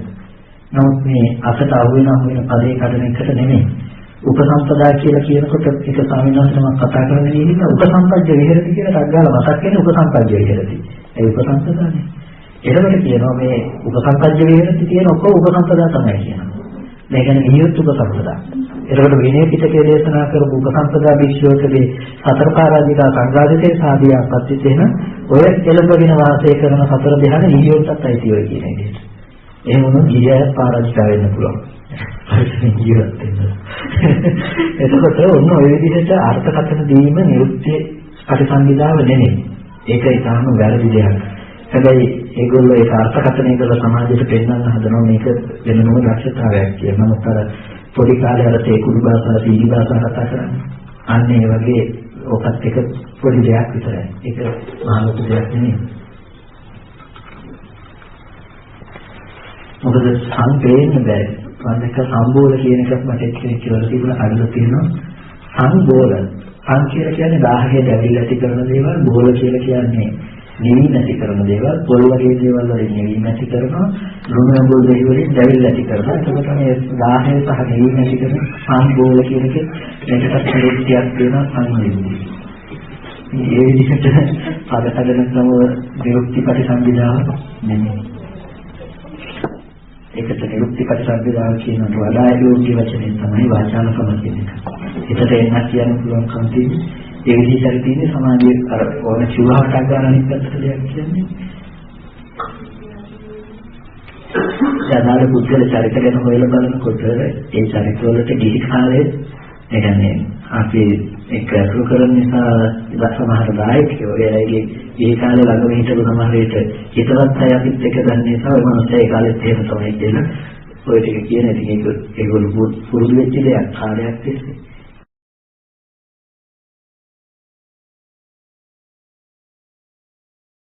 ඕර එකක් අපිට නැහැ කියනවා නෙමෙයි ශක්ති ප්‍රභවයන් තියෙන පුළුවන් හැබැයි නිවන් ප්‍රතිපදාවත් එක්ක සම්බන්ධ නැහැ කියන එක නම් මට කියන්න පුළුවන් ඒක හෙලාම මොකද මේ ඕර එකත් එක්ක සමහර අය ධර්ම දේශනා කරනකොට සෑහෙන අපි දකිනවා විවිධ දේවල් කියන කියන්නේ ඒක දේශනාවකට කියන ආර්යක ඉස්සරහ බණහන්න ඕනේයි කියලා කියනකොට මේ ආර්යකේ තියෙන ඕර එක ගිහිල්ලා අනිත් එක්කෙනාගේ ධම්මවලට ගැටිලා එතන විහිවරණ මොහොතක් හදනවා.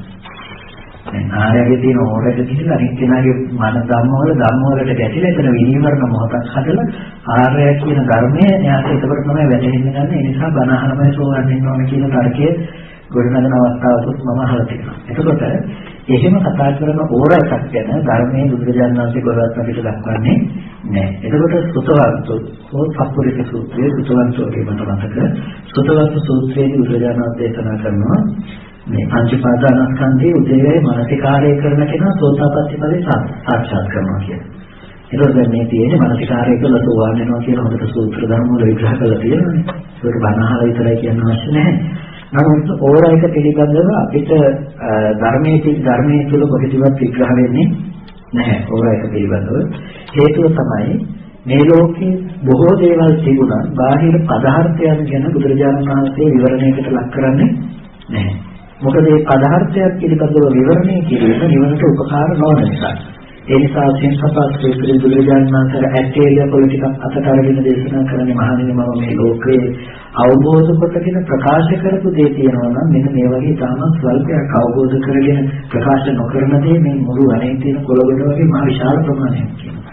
ඒ වගේ අපිට නිවන් දකින්න අවශ්‍ය ටිකක් තියෙනවා අනවශ්‍ය දෙයක් තියෙනවා. නමුත් අර විද්‍යාත්මක සිද්ධාන්ත සහ ධර්මයේ සංසන්දනය කරන්න අවශ්‍ය වෙන ගමන් අර වගේ දේවල් අරගෙන ඕරයක ගිහිල්ලා ආරේගෙන් බණහන එක ඔප්පු කරන්න ඕන වුණාම ආරේගේ ඕරයක ගිහිල්ලා අනිත් එක්කෙනාගේ ධර්ම වලට ගැටෙන එක ගැන කතා කරනවා. මට කියන්න ඕරයක කියන්නේ මැෂින් එකකට අහු වෙනවා නම් ඒක රූපයක්ද නාමයක්ද කියලා. ඒක රූපයක්. ධර්මායතනය කියන්නේ නාමයක්ද රූපයක්ද කියන්නේ. එතකොට දැන් එයාගේ හිතට ගැටිලා හිතේ විනිවරණ හදන්න පුළුවන් කියලා රූපේ ගිහිල්ලා හිතේ හැප්පෙන්න පුළුවන්ද කියලා? රූපේ ගිහිල්ලා හිතේ හැප්පෙන්න බෑ. එහෙනම් මේ චිත්ත විසංසක්තයි කියන්නේ බෑ රූපේ ධර්ම සංගණික ප්‍රකරණය කියන්නේ චිත්ත සංසක්තයි කියලා හිතේ හැප්පෙනවා කියන්නේ. ඒකට ඒ වගේ අපිට ඕරා එක අරගෙන පැහැදිලි ගොඩනගන්නට හදන තර්කය ප්‍රායෝගික වෙන්නේ නැහැ ධර්මයට අනුව බලනකොට. ඒ නිසා ඕරායක පිළිබඳව බුදුරජාණන් වහන්සේ කොහෙවත් දේශනා කරන්නේ නැහැ ධර්මයේ තුල විග්‍රහ කරන්නේ නැහැ. ඕරා එක පිළිබඳව ඇති දැනුම හෝ නොදැනුවත් බව ධර්මයට කිසිම අවශ්‍යතාවයක් නැහැ. ඒ නිසා බඳු අවස්ථාවක් අවශ්‍ය වෙන්නේ මොකද ඒ ඕරායකට රහතන් වහන්සේලාගේ නිකන් සාමාන්‍ය ආරෝග්‍ය ඕරායක එහෙමනම් බුදුරජාණන් වහන්සේගේ ඕරායකට සමුච්ඡේදවත් යන්නේ නැහැ. ඉතින් ඒක කෙසේ වෙතත් ධ්‍යාන වඩනකොට පරණ නාම රූප තැන්පත් වෙලා තියෙනවා බහිස්රාවී පද්ධතිය හරහා පිට වෙනවා කියන එකත් අහන අය ඉන්න රටක ඉතින් ඕරායක ඕරායකනෝ ධර්ම වලට ගැටෙන එක පිළිගන්නවා කියන එක අහන්න දෙයක් නෙමෙයි. දැන් ඕකේ ධර්මය නාම පිට රූප පිට වෙනවා කිව්වත් කමක් නැහැ. ඕක නාම පිට වෙනවා කියන එකයි මට ප්‍රශ්න තියෙන්නේ. වේදනා සංඥා සංකාර පිට උනේ කොහොමද කියන එක. ඒ කියන්නේ එකෙන් කතා කරන්නේ අපි එහෙම දෙයක් නැහැ කියන එක නෙමෙයි. ඒ කියන්නේ ඕරායක එක තියෙන පුළුවන් දෙයක් නෙවෙයි ඕනම මිනිස්සෙගේ මිනිස්සෙගේ විතරක් නෙමෙයි ඕනම වස්තුවක යම් ශක්ති ප්‍රභවයක් නිකුත් වීම ඕනම වස්තුවකට සාධාරණව ඕනම දෙයක තියෙන්න පුළුවන්කම තියෙනවා. මේ කිරණ ශක්තිය මේ දේවල් පුළුවන්කම තියෙනවා. ඉතින් අනුරක්ත කියනවා නේද? ඒක නිසා නේද? ඒ නිසා ඒවල ශක්ති ප්‍රභවයන් තියෙනවා. හැබැයි ඒක නිවනත් එක්ක සම්බන්ධ කරන්න බෑනේ. ඕරයක කියලා යමක් කතා කරනවා නම් රූපේ නෙමෙයිද? එතකොට ඇස සහ රූපය ඇති කල්ලි නෙමෙයිද අපි ඕරයක ගැන කතා කරන්නේ. එහෙනම් මේ ශාසනයටයි තියෙන්නේ ඇස සහ රූපය අතර ඇති ගැටලුව කියන තැන එතන අපි බාහිර දකින සමනේ. එතනින් එහාට ශක්ති ප්‍රභවයක් ඇත හෝ නැත කියලා කතා කරන්න බෑම ආයතන වලින් තොර දෙයක් කතා කරන්න යෑම කියන දෙකම එකයි. දෙකම නිරර්ථක දෙයක්. ඔය දැන් ඉන්න මේ ආත්මය සෝවාන් කරගන්න හදලා හරියන්නේ නැහැ අපි. ආත්මේ දුරුණු බවට ආත්ම සංකල්පේ දුරුණු බවට සෝවාන් කියන මිසක සෝවාන් වුණ ආත්මයක් මෙතන හදාගෙන හරියන්නේ නැහැ. ඒ නිසා මේ අතීතයේ ඉඳලා පවතින මේ ඉන්න මම අනාගතයට යන මේ මම සෝවාන් කියන එක ඒක වැඩක් නැහැ. ඒක ආත්ම සංකල්පේ. ඒක දුරු කරගත්ත කෙනාට තමයි සෝවාන් කියලා කියන්නේ. ඒ නිසා ඔය ඉන්න ආත්මය සෝවාන් කරගන්න හදන්න එපා. ආත්මය දුරු කරගන්න ආත්ම සංකල්පයට කොට සෝවාන් කියන්නේ මම කියන්නේ සක්කාය දිට්ඨිය කියන එක දුරු කරගන්න උත්සාහවත් වෙන සෝවාන් වෙන හදන්නවත් එපා කියන්නේ. සෝවාන් වෙන හදන්න එපා සක්කාය දිට්ඨිය දුරු කරගන්න කොහොම හරි නමන්නේ. සක්කාය දිට්ඨිය දුරු කරගන්න කෙනාට සෝවාන් මොනවා කිව්වත් සමත් නැහැ. කෙලෙස් දුරු කරලා තියෙන්නේ. ඒ නිසා කෙලෙස් දුරු වීම තමයි අනිවාර්ය සංයෝජනයේ දුරු වීම තමයි වෙන්න ඕනේ. ඒකට සෝවාන් නැහැ කියලා කිව්වත් සමන්නේ සක්කාය දිට්ඨිය දුරු වෙලා නැහැ. මොකද සක්කාය දිට්ඨිය නිසා තමයි අපාය යන්නේ හේතු දෙකයි.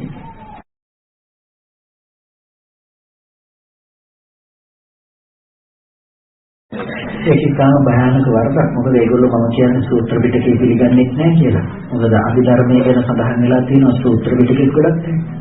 ඉතින් අපි අභිධර්මයේ අයින් කරනවා නම් අපි මේ සූත්‍ර පිටකෙත් අයින් කරන්නේ. අනික දෙවියෝ කියන්නේ කාමාවචර භූමිය නෙමෙයිද? කාම භූමියනේ. ඉතින් අපි ඉන්නේ රූපාවචර නෙමෙයි. අපි ඉන්නේ කාමාවචර තමයි. ඉතින් දෙවියෝ කිව්වනම් අපිටත් ඒක අදාළයි. ඒ කියන්නේ දෙවියෝ ඉන්න මට්ටම සහ තව දෙවියන්ට රළු වැඩි නේ. කාමයේ පැත්තෙන් ඒගොල්ලෝ රළු වැඩි අපිට වඩා ඉතාම රළු මට්ටම තමයි ඒගොල්ලෝ ඉන්නේ. මේ තියෙන මානසික මට්ටම වෙනස් වෙලා කියලා හිතන්න එපා. දිව්‍ය ලෝකේ හිටියත් මේ මොඩකම මෙහෙම තමයි. දෙවියන්ට යම් කර්මයක් කිව්වනම් ඒක රළු මට්ටමින්වත් තව ටිකක් ගන්න පුළුවන්කම තියෙන. ඒ නිසා දෙවියෝ කියලා දිව්‍ය ලෝක උපදිනකොට මහා ප්‍රඥාවක් අමුතු ප්‍රඥාවක් ලැබිලා නැහැ දිව්‍ය ලෝකේ. මේ තියෙන මොඩකම් ටිකත් එක්කම තමයි සිතක් ගිහිලා තියෙන්නේ. මේ අවිද්‍යාව මොනතරම් උසට රූපේ රැවටෙන්නේ ඒ විදිහටම ඊට වඩා රැවටෙනවා ඒක. ඒ හින්දා ඒ කියපු තැන සාධාරණ වෙනම් දිව්‍ය ලෝකේ කියන්නේ කාම භූමිය නම් අපි ඉන්නේ කාම භූමිය නම් එහෙනම් අභිධර්මයේ අපිට සම්බන්ධයි අනිවාර්යයෙන්. ඒ නිසා අපිට අභිධර්මයේ කියන එක දෙවියන් සඳහා විතරක් කළ දේශනයක් නෙමෙයි. ඒ නිසා තමයි සරියුත්තරුන් වහන්සේක දරාගත්තේ. ඒ නිසා තමයි සරියුත්තරුන් වහන්සේක පවත්වගෙන ආවේ. අපිට දේශනා කළේ ඒ පරපුර පැවතුනේ නිසා. ඒ නිසා අභිධර්මයේ අපිටත් අත්‍යවශ්‍ය දෙයක්. යම් කෙනෙකුට සූත්‍රයක් කියනකොට අභිධර්මයට පරස්පර වෙන්නේ නැත්නම් අභිධර්මයේ කියනකොට සූත්‍ර පරස්පර වෙන්නේ නැත්නම් ඒක තමයි නියමව ගැලපෙන්න ඕන. අභිධර්ම න්‍යායයට සූත්‍ර න්‍යාය ගැලපෙන්න ඕන. සූත්‍ර න්‍යායයට අභිධර්ම න්‍යාය ගැලපෙන්න ඕන. අපි චතුරාර්ය සත්‍ය විග්‍රහ කරන්නේ නැත්නම් අපි සත්‍යයමකේ අභිධර්ම පිටකේ වුණාට අභිධර්ම පිටකයට ගැලපලා තමයි අපි සූත්‍රය කතා කරන්නේ. ඒකට සූත්‍රය කතා කරන්න ගියාම අභිධර්ම පිටකයට ගැලපෙනවා. අභිධර්ම පිටකේ කතා කරන්න ගියාම සූත්‍රයටත් අදාළ කරගෙන අර්ථ විවරණ දෙක දක්වනවා. ඒ දෙකටම ගැලපෙනවා. ත්‍රිපිටකයක් නෑ ත්‍රිපිටකයයි.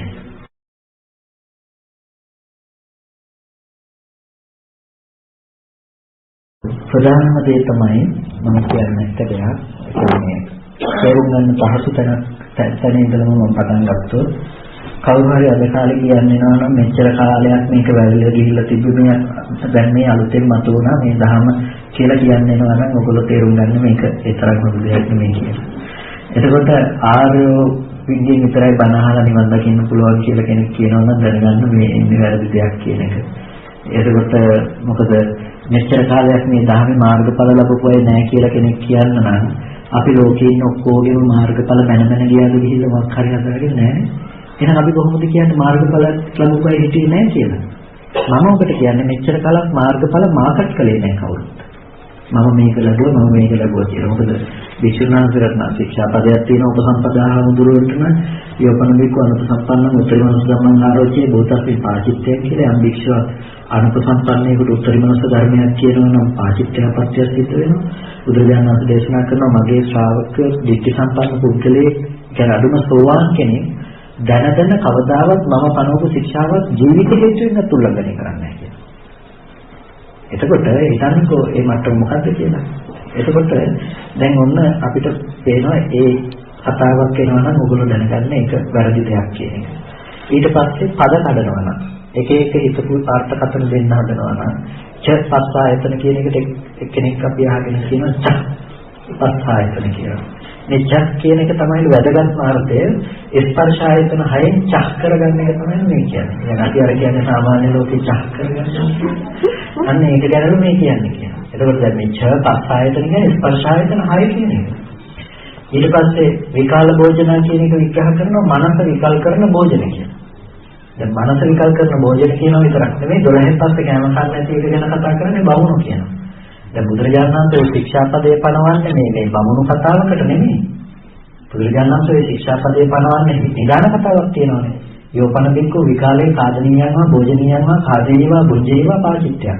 යම් භික්ෂුවක් විකාලේ කායස්ත්‍රයක් හෝ බීජස්ත්‍රයක් හෝ මේ කනවනම් හෝ බොනවනම් හරි විකාල ආහාරමේ දෙයක්.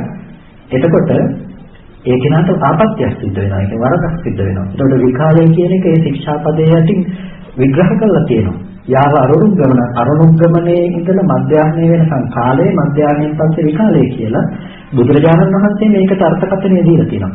අපිට එතනින් එහාට දෙන්න දෙන්නේ දැන් බමුණු කතාවක් කිව්වොත් අපි කාටද බමුණ කියලා තියෙන්නේ. බුදුරජාණන් වහන්සේ මේ ආර්යෝපදයක් කරන්න ලේසි නැහැ. ඒ නිසා ඒව අනුමෝදනය කියන එකත් ලේසි නැහැ. ඒ නිසා මේ විදිහට අර්ථකථන සපයනවා නම් පරිස්සම් වෙන්න. මොකද සාමාන්‍යයෙන් මට තියෙන ගැටලුවක් තමයි ප්‍රායෝගිකව එක තැනක් ගැන එහෙම වැරදක් කියනකොට තවදුරටත් එතෙන්ට තමන්ගේ නිවන් ප්‍රතිපදාව ගැන විශ්වාසය තියලා යනවනම් මට ඒ බුද්ධිය ගැන හිතන්න බෑ. මොකද්ද කියලා. ඒ නිසා එතන ගැටලුවක් තියෙනවා. ඒ නිසා ඒ පද බෙද අර්ථ කියන්න හදනවා නම් එක එක පදවලට සමහර අයට සං පෙන්නන්නේ නැහැ. සං කිව්වොත් කියන්නේ ඒක සං රෝගයක් කියලා මම කියන්නේ. සං දැක්කොත් කියන්නේ එකතු කරනවා කියලා. හරි චූලහත්තිපදෝපම සූත්‍රය ගැන කියනවා සංදස්සේති සමාදතේති සමුත්තේජේති සම්පහන්සේති කියන මේ වචන හතරක් තියෙනවා. මේ වචන හතර බුදුරජාණන් වහන්සේ දේශනා කළා කියනවා. චූලහත්තිපදෝපම සූත්‍රයේ මේ කතාව බුදුරජාණන් වහන්සේ දේශනා කළා කියලා ඇත්තේ නැහැ. මේක කියන්නේ පිලෝතික. පිලෝතික පරිත්‍රාජකයා ජානුස්සෝණිය බමුණට තමයි මේ වචන හතර කියන්නේ. එතකොට මේක කියන්නේ තථාගත පද කියලා නෙමෙයි. මේක කියන්නේ ඥානපද හතරක් කියලා. මේ හතර නෙමෙයි ඥානපද හතර කියලා කියන්නේ. ඥානපද හතරක් කියලා වෙනම බුදුරජාණන් වහන්සේගේ ප්‍රඥාව පේන තැන් හතරක් පෙන්නනවා. එතකොට ඒ වගේ තැනක් කියලා කියනවා මේක බුදුරණවහන්සේ දේශනා කරපු වචන හතරක් කියලා. සංස්රස්සේති සං කියන එක පෙන්නවා. කියලා එක දෙකට කඩ පෙන්නනවා. එතකොට දැන් මේ බුද්ධ දේශනාව නෙමෙයි කතා කරලා තියෙන්නේ. එතකොට චූලහත්තිපදෝපම සූත්‍රය නිකන් හරි පෙන්නලා බැලුවා නම් ඕන කෙනෙකුට පේනවා මේ වචන හතර කිව්වේ පිළිවෙතික කියලා. බුදුරජාණන් වහන්සේ දේශනා කරන්නේ ඥානපද නෙමෙයි තථාගත පද. තථාගත පද කියලා පෙන්වන්නේ ධ්‍යාන හතරයි. අරූපාවචර ධ්‍යාන හතරයි කියලා මේ ධර්මයන් නිවන දක්වාම පෙන්වන තථාගත පද. ඒක හතරක් නෙමෙයි පෙන්වන්නේ. එතකොට අපිට හැම වෙලාවකදීම මෙන්න මේ වගේ පද බෙද දක්වනවා නම් සංකේනික බෙදලා අය කතා කරන්න දෙයක් නැති මට්ටමට බෙදලා දැන් සංකල්පනා කියනෝනේ. සං කියන්නේ එකතු කරගන්න එක, කල් කියන්නේ කෙලෙස් කාලයක. එතකොට පනා කියන්නේ පනාවෙන් කරන්නේ තීරණ එක අපි. කාලයේ තීරා එකතු කරගත්ත දේ පනාවෙන් තියෙනවායි කාලයේ තීරා එකතු කරගත්ත එක සංකල්පනා කියනවා. මේ මම හදලා කියනවා නෙමෙයි ඒගොල්ලෝගේ පොත්වල තියෙනවා. ඉතින් ඔය එක එක අර්ථකථන සපේනවා නම් හිතා ගන්න පදවලට අර්ථ දෙන්න හදනවා නම් පාලි පදවලට සිංහල වචන තේරුම් දෙන්න හදනවා නම් මේක හොඳට නම් නෙමෙයි කියලා තේරුම් ගන්න. ඊට පස්සේ ඔය තමයි සරලම ටික මේ අලුතෙන් අපි තමයි මතු කරගත්තේ අරක මේක කියලා මේ දෙන්න හදනවා නම්. ඊට පස්සේ තව තියෙනවා ඊටාම ගැඹුරු තියරියක් අපිට තේරුම් ගන්න. ඕනම දේශනාවක බලන්න දුකද කතා කරලා තියෙන්නේ දුක්ඛ සත්‍යද කියලා. අපි දුක්ඛ සත්‍ය කතා කළා නේද? දුකද කතා කළේ දුක්ඛ සත්‍යද කතා කළේ. සමුදයද නැති වෙන එක ගැන කතා කළේ සමුදය සත්‍ය ගැන දුරු කරන ක්‍රමය ගැන කතා කළේ. නිරෝධය ගැනද කතා කළේ නිරෝධ සත්‍ය ගැනද කතා කළේ මඟ ගැනද කතා කළේ මාර්ග සත්‍ය ගැනද කතා කළේ කියලා බලන්න. එතකොට ඕගොල්ලන්ට තේරෙයි ඕනම භාවනාවක් ඕනම කියන කතාවක් ඕකස්සට දැම්මහම මොකක් ගැනද කතා කරන්නේ කියලා. නිකන් ගන්නකො අනිච්ච කියන එක ඔය එකකට දාන්නකො. එතකොට පේන්නේ මොකද්ද? අර කැමැතිසේ නැහැ කියන එක කායික දුකද මානසික දුකද? කැමැතිසේ නොවෙනකොට හම්බෙන්නේ කායික දුකද මානසික දුකද? මානසික දුකක් අපිට ඇති වෙනවා. මානසික දුකද දුක්ඛ සත්‍යද? දුක. එතකොට දැන් පැහැදිලි කරලා තියෙන දුක්ඛ සත්‍යද දුකද? එතකොට දුක ගැන පැහැදිලි කරලා තියෙන. දැන් අනිච්ච දැකලා අපිට පුළුවන් ද දුක්ඛ සත්‍ය දකින්න? එහෙනම් දුක්ඛ සත්‍ය දකින්න නම් අපිට Nirodhe සාක්ෂාත් කරන්න අවශ්‍ය අර පිරිසිදු දකින්න නුවණක් එන්න ඕනේ. දැන් එතකොට ওই චතුරාර්ය සත්‍ය නැමැති නිර්ණායකයට අපි ගලපනවා නම් අපිට පුළුවන් ඒ ධර්මයේ සත්‍ය සත්‍යතාවයේ ප්‍රධාන වශයෙන්ම තීරණය කරගන්න. ඒක තියරියක්, ඒක බෑනම් සරල වශයෙන්ම ඉක්මනටම දැනගන්න අර වගේ දේවල් ටිකකින් මේක ධර්මයක් කියලා. මොකද ඒවා නම් විදිහට කියලා ටිකයි නේ අපිට කියන්න පුළුවන්. එක එක චරිත හතු පිපෙනවා වගේ නැත්තම් මතුවෙනවනේ. ඉතින් සමහර අය නම් තේරුම් ගත්තා ප්‍රධාන පෙළේ නැත්නම් භික්ෂුන් වහන්සේලා තේරුම් ගත්තා. සමහර දේවල් තේරුම් ගත්තේ නැහැ. එතකොට ඒ දැනම කරන පිරිසක් ඉන්නවා ප්‍රධාන වශයෙන්ම. බුදුරජාණන් වහන්සේ ලංකාවේ පහළ වුණා කියනවා. මේ වෙන පළවෙනි සිට ධම්මාලංකාර හඳුරු. ඊට පස්සේ අනිච්ච කරන්න හදන වලස්මුල්ලේ අභයහාමුදුරු. ඉතින් ඔය ධර්මයේ සඳහා එල්ලුණ විවිධ තර්ජන විවිධ පැතිවලින් තියෙනවා. ඉතින් ප්‍රධානම හිටපු ඇතැම් භික්ෂුන් වහන්සේ තේරුම් ගත්ත අය ඉන්නවා ඒක වැරදි කියලා.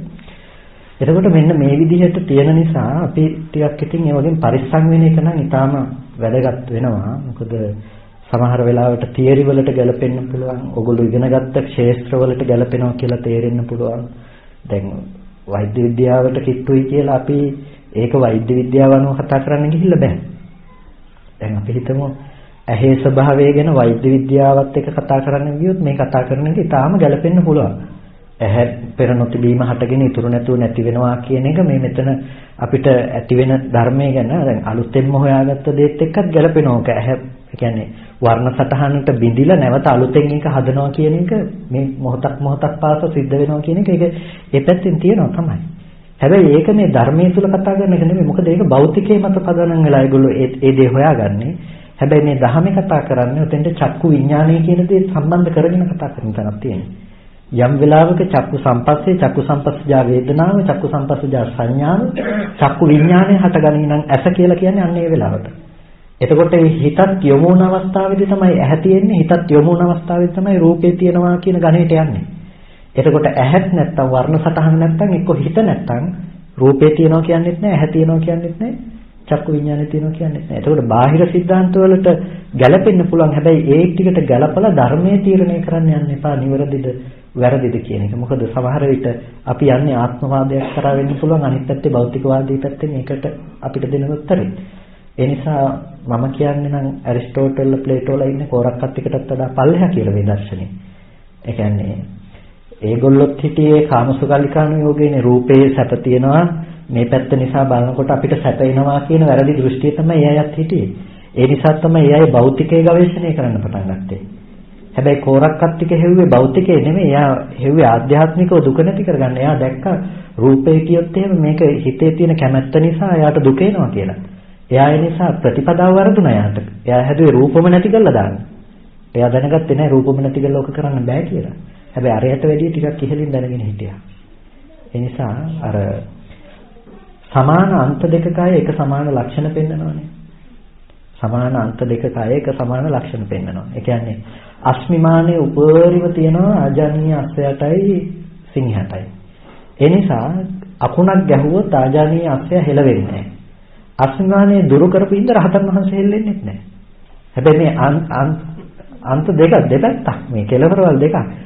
එතකොට අපි අශ්‍රය දිහා බලලා අශ්‍රය හෙල්ලුනෙත් නැහැ රහතන් වහන්සේ හෙල්ලුනෙත් නැහැ කියලා එන රහතන්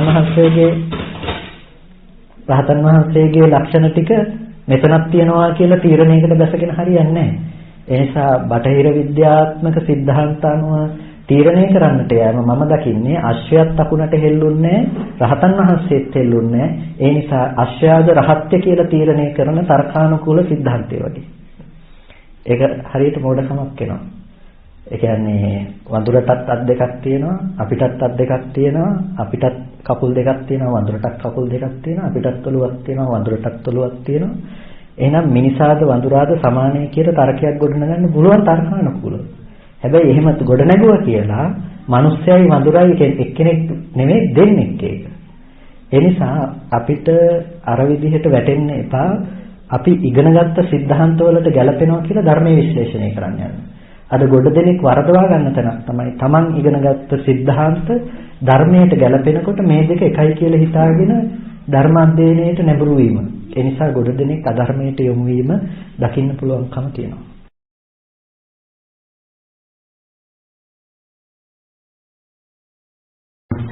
පොතපත පරිශීලනය කරන්න ගියාම නම් ඒ ගැටලු වෙනවා. පොතපත පරිශීලනය කළත් එimhe බණ පොත් ප්‍රශ්න වුණේ.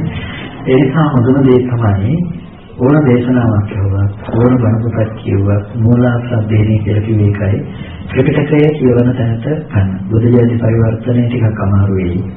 හැබැයි ඒක පුළුවන් තරමක් කියවන්න පුරුදු වෙන්න. ඒක පුරුදු වුණාම ඒක තමයි දැනට තියෙන විශිෂ්ටම සංස්කරණය බුදු දහමේ පරිවර්තනය. ඒක ටිකක් ගැඹුරු වැඩි කියලා හිතෙනවා නම් සොයිස මහත්ය කරපු පරිවර්තනය තියෙනවා. ඒ පිළිස සොයිස.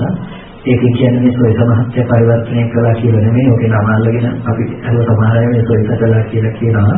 සොයිස මහත්ය නෙමෙයි කරන්නේ. සොයිස මහත්ය තමයි දායකත්වය දරන්නේ. අර ත්‍රිපිටක මණ්ඩලයේ සම්බන්ධවම හාමුදුරුවෝ විශාල පිරිසක් ඒකට සම්බන්ධ වෙලා තමයි මේ සර්ව පරිවර්තනයක් කරලා තියෙන්නේ. ඒ නිසා ඒක හාමුදුරුවෝ කරපු දෙයක්. සොයිස පරිවර්තනය පරිශීලනය කරන්න. හැබැයි මේ පරිවර්තනයේ සූත්‍රයේ සරලව තේරුම් ගත්තත් ආපහු බුද්ධ ජයන්තිය කියවුවහම ඒ භාෂාවට අපි ටිකක් ඉක්මනට පුරුදු වෙනවා. ඒ මූලාශ්‍රයෙන් ඉතාම වැදගත් වෙනවා. ඒක තමයි අපි කළ යුතු දේ. ඒ නිසා වෙන පොත්පත් වලින් හොයනවට වඩා ඉතාම වටින්නේ අර විදිහට මූලාශ්‍රය අධ්‍යයනයක් කරන එක. මොකද එහෙම නැති වුණොත් එහෙම සමහර වෙලාවට අපි බණ ඇහුවත් මූලාශ්‍ර පෙන්නලා අපි වරද්දට ගන්න අවස්ථා තියෙනවා. අපි ඒක දකිනවා. අපි හිතන්නේ ත්‍රිපිටකයේ පෙන්නලාමයි බණ කියුවේ කියලා. ඇත්තටම ත්‍රිපිටකයේ පෙන්නලා නෙමෙයි බණ කියලා තියෙන්නේ. අපි සූත්‍රයක් ගත්තාම සූත්‍රය කියනවානේ මේ සූත්‍රයේ මේ මුලින්ම පැහැදිලි කරගෙන යනවා. දැන් එහෙම නෙමෙයි යම් කරුණක් ඔප්පු කරන්න ඕන වුණාම අපිට වැරදි දෙයක් දෙන්න පුළුවන් කෙනෙකුට. දැන් හිතන්නකෝ මාතරම් විතරක් සංස්කාර රාජ්‍යානුදේශක අපි අම්මයි තාත්තයි දෙන්නම වල ශාස්ත්‍රීය රජවරු දෙන්නම කරලා නිවන් දකින්න පුළුවන් කියලා දේශනා කරලා ඒක දැක්කේ. ඕක ඔය ටික විතරක් පෙන්නලා කෙනෙක් අර්ථ විවරණ කරන්න හැදුවොත් එහෙම අම්මයි තාත්තයි එක්කලා රජවරු එක්කලා නිවන් දකින්න කියන ක්‍රමයක් බුදුහාමුදුරු දේශනා කළා කිව්වොත් එහෙම ඒක වැරදි අදහසක් නේ. අපි ඒක බලන්න ඕනේ මොකද්ද මේකේ බාවිච්චි කරපු විනායක කියලා. එතකොට කියනවා අම්මා කියලා කියන්නේ උපදවන නිසා සංහාවට තාත්තා කියලා කියන්නේ අවිද්‍යාවට අවිද්‍යාව සංහා කියන මූලක්ෂණය. මේ ගල්පින ක්‍රමයක් තියෙනවා. ඒක ටික පරිශීලනය නොකළොත් අර චුට්ට විතරක් බැලුවොත් ඒක බරපතල ගැටලුවක්. ඒ වගේ අපි දකිනවා අද නොයෙක් අර්ථකථන කපේනවා අර ධ්‍යාන ගැන කියනකොට ඒකයි කිව්වේ. අර චුට්ට විතරක් පෙන්නලා කියනවා ප්‍රථම ධ්‍යානෙ කාම සංඥා කියනවා. ජාතිපි දුක්ඛා කියන එක පෙන්නලා කියනවා ජාතිපි දුක්ඛා කියන වචනේ පෙන්නලා දැන් සත්‍ය විවරණ සූත්‍රය කියන්නේ ජාතිපි දුක්ඛා. ජාතියද දුකයි කියලා මේකේ තේරුම එන්නේ. ඒ යට විග්‍රහ කරනවා යාතිය සත්‍ය සංසත්තානං සම්මිසාමි සත්වනිකායේ ජාති සංජාතිය කරන්නේ ඒ සත්‍යයේ ඒ සත්වනිකායන් වල උපදිනව නැවත නැතු දුක හටගෙන ඔක්කොම පෙන්නනවා. ඒකට පෙන්නන්නේ නැතුව කියනවා ජාතිපි දුක්ඛා කියලා කියන්නේ ජාති පිය දුක්ඛ. ප්‍රිය ජාති දුකයි කියන එක. ඒක බලා ගන්න කියනවා මජ්ක්‍ධිම නිකායේ ප්‍රිය ජාතික සූත්‍රය. දැන් මෙතන කියන්නේ ජාති පිය දුක්ඛ කියලා නෙමෙයි ජාති දුක්ඛ කියලා ඒක ඊට විග්‍රහ කරලා තියෙනවා. ඒක පෙන්නන්නේ නැතුව ඒක ඊළඟට දාලා පෙන්නනවා මජ්ක්‍ධිම නිකායේ ප්‍රිය ජාතික සූත්‍රය. ඒකෙදි කියනවා ප්‍රිය ජාති නිසා දුක එනවා කියලා. හරි ඒක ඒ සූත්‍රය විග්‍රහ කරන දේ. ප්‍රිය ජාති නිසා දුක එනවා කියන එක. මේකේ තියෙන ජාතික දුක්ඛ කියන එක. ඒ නිසා මජ්ක්‍ධිම නිකායේ ප්‍රිය ජාතික සූත්‍රයේ පෙන්නලා අහගෙන ඉන්න කෙනාට පැහැදිලි කරනවා ජාතිපි දුක්ඛ කියලා කියන්නේ ඉපදීම දුකයි කියන එක නෙමෙයි. අපි ඔය සංකයින්ඩ් ඔෆ් කියන එක වර්ග පුතු ಜಾති මේස ಜಾති අර ಜಾති මේ ಜಾති. අන්න ඒ ಜಾති වල තියෙන ප්‍රිය ಜಾති දුකයි කියන එක තමයි මේ කතා කරන්නේ කියලා. මේක සම්පූර්ණ වර්ගයක් නේ මූලාශ්‍රය තමයි වෙන්නේ. ඉතින් අහගෙන ඉන්න කෙනා හිතනවා සාමුද්‍ර සූත්‍ර පිටකේ පෙන්වන්නේ ඇත්තටම සූත්‍ර පෙන්වන්නේ නැහැ කියන්න බෑ නේද? හැබැයි සූත්‍ර පෙන්නලා කියලා තියෙන වැරද්දක් නේ.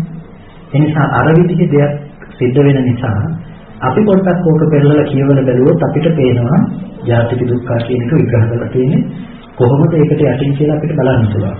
ඒ නිසා ඒ සූත්‍ර ගොඩාක් වෙලාවට අපි දකින දේ තමයි මේ උද්දෘත කරන සූත්‍රයේ එහෙම කතාවක් නැහැ.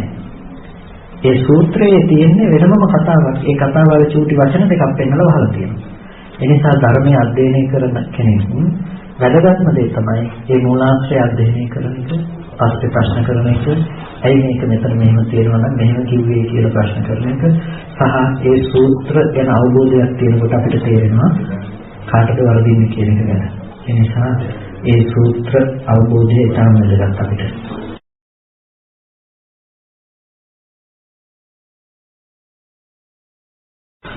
බුද්ධ ජයන්ති ත්‍රිපිටකයේ වැරදි කියන එක අද මේ උරුප්පල දක්වන්න හදන බුද්ධ ජයන්ති ත්‍රිපිටකයේ වැරදි තියෙනවා කියන එක ගැන ඒක ඉතාම මේ ඒක වැරදි සහගත ප්‍රකාශයක්. මම නිකන් උදාහරණයක් ගත්තොත් එහෙම දැන් මේ තියෙන මජ්ක්‍ධිම නිකායේ 3 පොතවල පෙරළුණු පිටුවක් ගත්තොත් එහෙම දැන් පච්චේක සම්බුද්ධෝ කියලා වචනයක් තියෙනවා. ඒකට ඒ යටතේ ෆුට් නෝට් එකක් දාලා තියෙනවා පච්චේක බුද්ධෝ කියලා. පච්චේක සම්බුද්ධෝ කියලා බුද්ධ ජයන්තියේ තියෙනවා පච්චේක බුද්ධෝ කියලා තියෙනවා. පච්චේක බුද්ධෝ කියලා තියෙන කොහෙද? මේ ඉංග්‍රීසියේ තියෙන ත්‍රිපිටකයේ පොත්වල කියන්නේ මෙහි පුස්කොළ පොත්වල තමයි පච්චේක බුද්ධෝ කියලා තියෙන්නේ. හැබැයි අනිත් ඔක්කොගෙම ලංකාවේ තියෙන පුස්කොළ පොත් ටිකේ බොරුමේකේ තායියකේ ඔක්කොම තියෙන පච්චේක සම්බුද්ධෝ කියලා. ඒ නිසා ඒක ෆුට් නෝට් එකක් දාලා යටින් දාලා තියෙනවා. එතකොට ඇතැම් තැන්වල ඔය වචන දැන් මෙතන ගොඩාක් මේ විදිහට වචන මේ ෆුට් නෝට් විදිහට දක්වලා තියෙනවා. අනිත් ත්‍රිපිටකවල කොහොමද තියෙන්නේ කියන එක සහ ගැළපෙනම අර්ථය මොකක්ද කියන එක දැනගෙන තමයි මේක යොදලා තියෙන්නේ. ඒ නිසා දැනට යම් සංස්කරණයක් තියෙනවා නම් ඒ සංස්කරණයේ තියෙන ඉතාම වැදගත්ම සංස්කරණය තමයි නිවැරදිම දේ තමයි බුද්ධ ජයන්ති පරිවර්තනයේ බුද්ධ ජයන්ති සංස්කරණය කියලා කියන්නේ. එතකොට මෙන්න මෙහෙම දෙයක් මෙහෙම ගැටලුවක් තියෙනවා. බුද්ධ ජයන්ති පරිවර්තනය සිද්ධ කරනකොට ඒ සිද්ධ කරපු හාමුදුරුවෝ නායක හාමුදුරුවෝ මොකද කරන්නේ? මෙතන මේ දැන් මුද්‍රණ දෝෂ වෙන්න පුළුවන්කම තියෙනවා. මුද්‍රණ දෝෂ ටික පරීක්ෂා කරලා බලලා මෙතන දක්වලා තියෙනවා ශුද්ධි පත්‍රය කියලා එකක් දක්වලා තියෙනවා.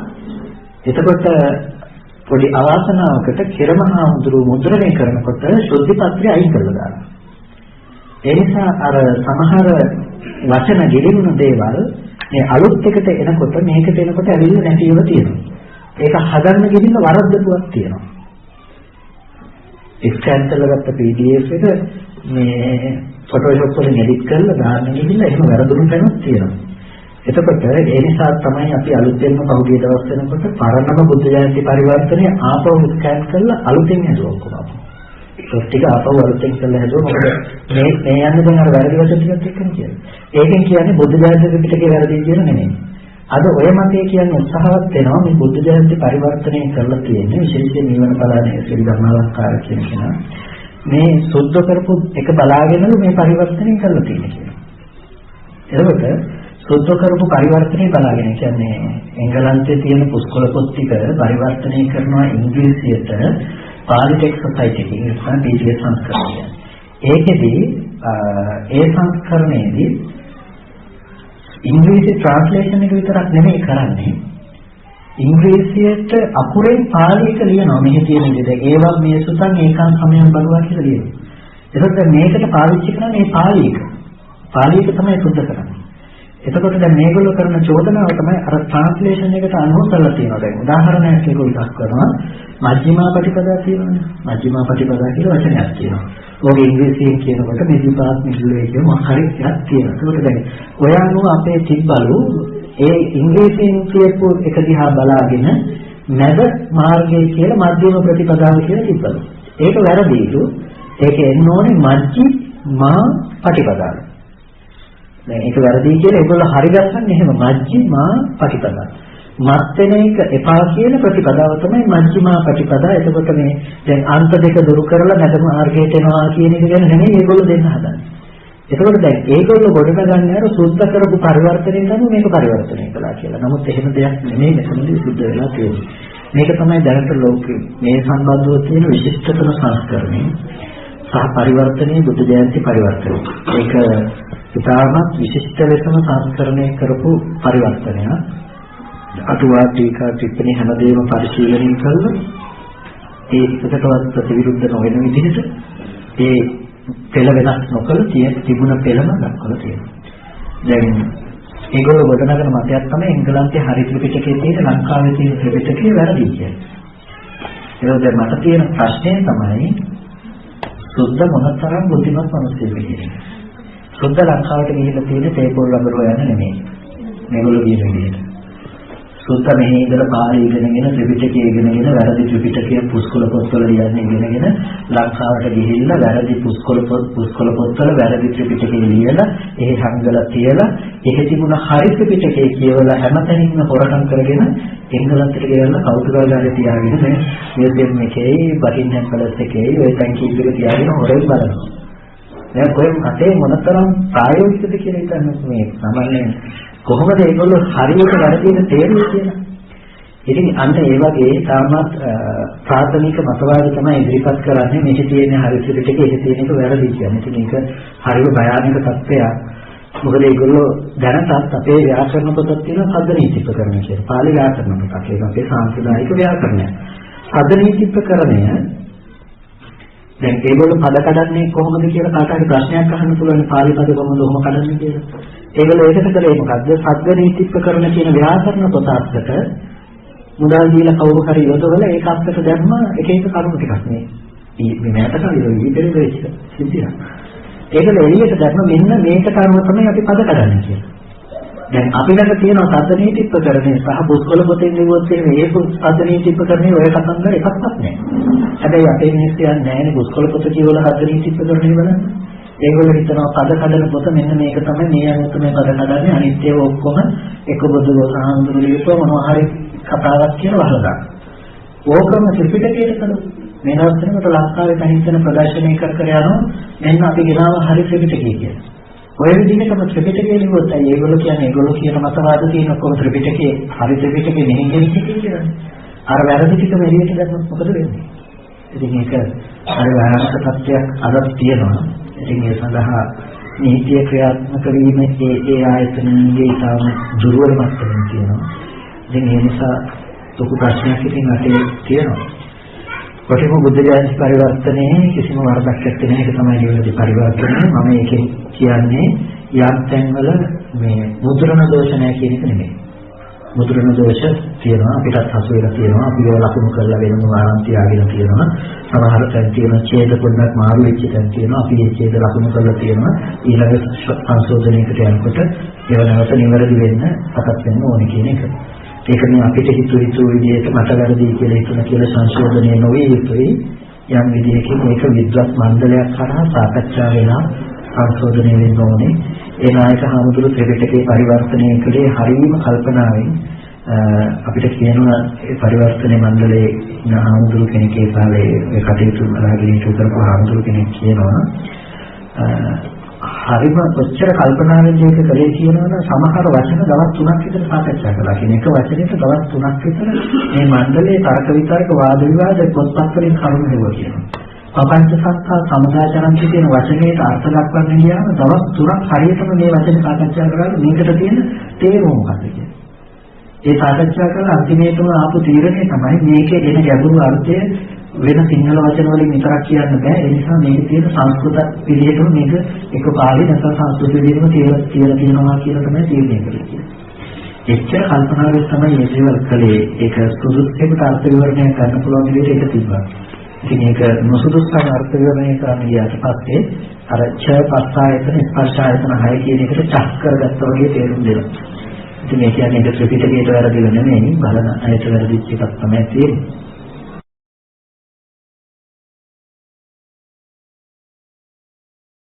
ඇත්තටම එළියට පේන පුද්ගලයෝ ටිකක් තමයි. හැබැයි මේ පුද්ගලයෝ පසුපස්සේ විශාල සංවිධානයක් තියෙනවා. අපි බොහෝ කාලයක් තිස්සේ කටයුතු කරපු නිසා අපි දන්නවා ඒක අභ්‍යන්තරයේ වැඩ කරන කාර්යයන් සහ ඒගොල්ලෝ ඒ කාර්යයන් සිද්ධ කරගන්න උගන්වන පිළිවෙලවල් පවා අපි ඒකෙන් දැනුවත් භාගයේ තියෙනවා. අපි ඒකට උපකාර කරගෙන තියෙනවා. මුදාවිද්‍යාව සාදී පවා උපකාර කරගෙන ඒකට බොහොම කටයුතු කරනවා. මොකද පිළිබඳව මොකටම හොයාගන්න පුළුවන් කොමිෂන් සභාව වාර්තාව කියව ගන්න බුදුසසුන කොමිෂන් සභාව වාර්තාව බලාගෙන ඒ කාලෙම උග විස්තරය කියලා තියෙන ඉස්සරහට වෙන්නේ මොකක්ද කියන්නේ. දේශපාලන බලයක් සම්බන්ධ නොවි ධර්ම සංගායනාවක් කරනවා කියන එක අද කාලේ ලේසි නෑ. එකක් මානව හිතකම් කියලා යන දේවල් කියන්නේ දේවල් කියයි. ඒකට නෛතික රැකවරණයක් සැලසෙන්නේ නැහැ. අජාසත් රජුරෝ කියන්නේ මොකද්ද? මන්තේ සොයන් ධම්මචක්කම් මයිහං ආනාචක්කම් කියනවා. මේ වහන්සේලාගේ තියෙන ධම්මචක්ක මගේ තියෙන අනසක වහන්සේලා සංගායනා කරන්න කියනවා. රහතන් වහන්සේලාටවත් සංගායනාව කරන ප්‍රදේශ වස්සසන්න දෙන්නේ නැහැ. අනිත් රහතන් වහන්සේලාටත් වස්සසන්න දෙන්නේ. එහෙම තමයි සංගායනාව කෙරුනේ. ඒ තරම් රැකවරණයක් කරලා අශෝක රජුරෝ කාලේ 60000ක් සිවුරු ගලවලා යවනවා. තුන්වෙනි සංගායනාවේ සාමුදුරු 1000 සංගායනාව කරන්නේ 60000ක් සිවුරු ගලවලා යනවා. එතකොට ඒ තරම් ශෝධනයක් බලාත්කාරයෙන් ඉඳ කරන්නේ නැත්නම් ඒ යනවා නෙමෙයි. ඒකට කරන්න පුළුවන්කම ලැබුණේ රාජ්‍ය බලයත් එක්ක තිබුණ නිසා. ඉතින් ඒ වගේ රැකවරණයක් සැලසෙන නෛතික ආරක්ෂාවක් සැලසෙනවා කියන එක ටිකක් ප්‍රායෝගිකව එහෙම කරන්න පස්සේ. සියලුම දෙනාට නිරෝගී සුවපත් භාවයේ චිරජීවනයේ සැලසේවා කායික මානසික සැනසීම පුරා කරගෙන අමා මහ නිවනින් සැනසෙන්නටම මේ කුසලයේ හේතු පාරමිතාවක්ම වේවා කියලා සාදුකාරයි. අභිවාදන සීලස නිච්ඡම්මතා පසායනෝ චත්තාරෝ ධම්මා වද්ධන්ති ආයුරෝග්‍ය සම්පatti සත්‍ය සම්පatti මේචේ සම්පන්න සම්පatti ඉමිනාතේ සමිච්ඡතු. ඇත්තටම එළියට පේන පුද්ගලයෝ ටිකක් තමයි. හැබැයි මේ පුද්ගලයෝ පසුපස්සේ විශාල සංවිධානයක් තියෙනවා. අපි බෝගාලයේත් කටයුතු කරපු නිසා අපි දන්නවා ඒක අභ්‍යන්තරයේ වැඩ කරන කාරණා සහ ඒගොල්ලෝ ඒ කාරණාවන් සිද්ධ කරගන්න මුගල්ලේ පිළිවෙලවල් පවා අපි පිළිබඳව දැනුවත් භාවයේ තියෙනවා. අපි ඒකට උදව් උපකාර කරගෙන තියෙනවා. මුදල් විද්‍යාසාදී පවා උදව් උපකාර කරගෙන ඒකට බොහොමයක් අපි කරනවා.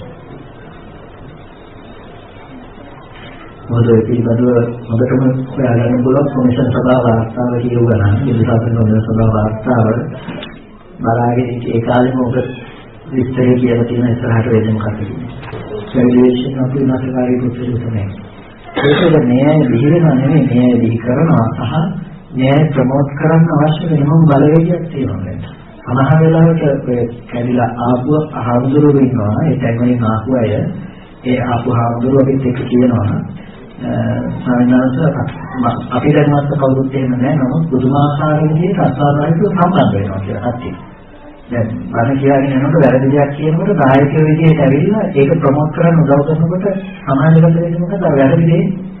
අනේ ඒක ඉස්සරහට ගන්න පුදුමාකාර විදිහට රාජ්‍ය සම්බන්ධ වෙනවා. බණක් තියෙනවා කියලා බෝඩ් එකක් දැම්මම 2000ක් ඇවිල්ලා පේන මට්ටමට ලොකු ප්‍රචාරයක් තියලා ඒ දේ කරන්න වෙනම පිටසක් ඒකට මුදල් වේදන් කරලා කරන්න පිටසක් ඉන්නවා කියන්නේ.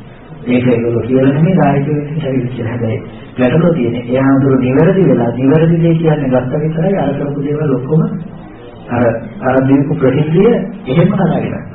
ඊට පස්සේ දැන් දේශනා ප්‍රතිද්දනේ දැන් දේශනාවේ ස්පොන්සර් කරලා දාන්නේ නැහැ. දැන් අර දේ මාධ්‍ය ආවන්නේ නැහැ. ඉතින් ඒ පිටිපස්සේ ඉන්න ලෝකෙට අපි කැමති සිහිපත් කරන්නට ධර්මයේ කියන එක බොහොම ගැඹුරු දෙයක් වෙන්න පුළුවන්. ධර්මයේ ගැඹුරුයි කියනකට වඩා සුදුසුයි අපේ ජීවන නොගැඹුරුයි කියන එක. ඒ නිසා තේරුම් ගන්නකොට මම බලාපොරොත්තු වෙන්නේ මේ කතා කරපු කොහොම සියල්ලක්ම තේරුම් යාවි කියන එක. හැබැයි අපි පරිස්සමෙන් ධර්මයේ තේරුම් ගන්න ඕනේ. අපි වෙනම දැනගත් දෙයකට වඩා වැඩි දෙයක් එක දෙයක් හරි දැනගත්තා නම් ඒකත් ලොකු දෙයක්. මම සාමාන්‍යයෙන් හැම වෙලාවෙකදීම කියන්නේ මොකක්වත්ම තේරුම් නැත්නම් ඒකත් ලොකු දෙයක් කියලා. ඒ බෞද්ධික විදිහට අපි මේ මෙච්චර දර්ශනයක මොකක්වත්ම තේරුනේ නැත්නම් තේරුණ කෙනාට වඩා අපි අප්‍රමාදී වෙන්න ඕනේ. කෙනෙකුට තේරුණා තේරුණ කෙනාට වඩා නොතේරුණ කෙනා තමයි උත්සාහවත් වෙන්න ඕනේ තේරුම් ගන්න. තේරුම් ගන්න බැරි කමක් නැහැ කාටවත් උත්සාහ ගැනීම තුළ තේරුම් ගැනීමේ හැකියාව තියෙනවා. දහම සරල කරන්න පුළුවන් කමක් නැහැ. සමහර ප්‍රශ්න කරනවා සුනීත සෝපාකලස් නිවන් දැක්කේ කියලා ගැඹුරු දහමක් පහළද කියලා. සුනීත සෝපාකල දැක්ක නිවන ගැන කතා කරන ගොඩාක් දෙනෙකුට අමතකයි සත්‍යයට නිවන් දැක්කේ නැහැ කියලා. සත්‍යයට කියන්නේ පඬිතෙක් ඉගෙනගත්ත කෙනෙක් එදා සමාජයේ හිටපු මහා වාදී එයාට නිවන් දැකින්න බැරි වුණා. සුනීත සෝපාකල නිවන් දැක්කා. සෝපාකහාරදුරුන්ගෙන් එක කියන්නේ මොකද්ද කියලා අහනකොට දුන්න උත්තරේ තමයි සබ්බේ සත්ත ආහාරච්චිතිකා සියලු සත්‍යෝ ආහාරයෙන් එහෙම නැත්නම් ප්‍රත්‍යයෙන් යටත් කියන උත්තරේ. ප්‍රත්‍යයෙන් යටත් කියන උත්තරේ ප්‍රත්‍ය ධර්මතා ටික මොනවද කියලා ඔය සූවිසි ප්‍රත්‍යයෙන් විස්තර කරලා ඉන්න පුළුවන් උත්තරයක් තමයි සෝපාකහාරදුරු එක කියන්නේ මොකද්ද කියලා අහනකොට දුන්න උත්තරේ. එතකොට හිතන්නකෝ අවුරුදු 7ක් වුණාට වයස එතන නුවණ කොච්චරද කියලා. නුවණට ඇදෙන්නේ ඒකට අවශ්‍ය නැහැ. එතන මහා නුවණක් තිබුණා, එතන මහා ප්‍රඥාවක් තිබුණා. ඒ ප්‍රඥාව නිසා තමයි ධර්මයේ තේරුම් ගත්තේ. එහෙනම් ඒ ඇගදිහා බලලා අවුරුදු 7න් ඔක තේරුම් ගත්තා නම් ඔක එච්චර ගැඹුරු වෙන්නේ බෑනේ කියලා ධර්ම සරල කරන්න උත්සාහවත් වෙන්න එපා. ඒක කරන්න බෑ. ධර්ම කොහොමද ගැඹුරු දෙයක් සියුම් වුණේ තමයි දැනගන්න තියෙන්නේ. නැත්නම් සඳහායි මේ ධර්මයේ කියන්නේ.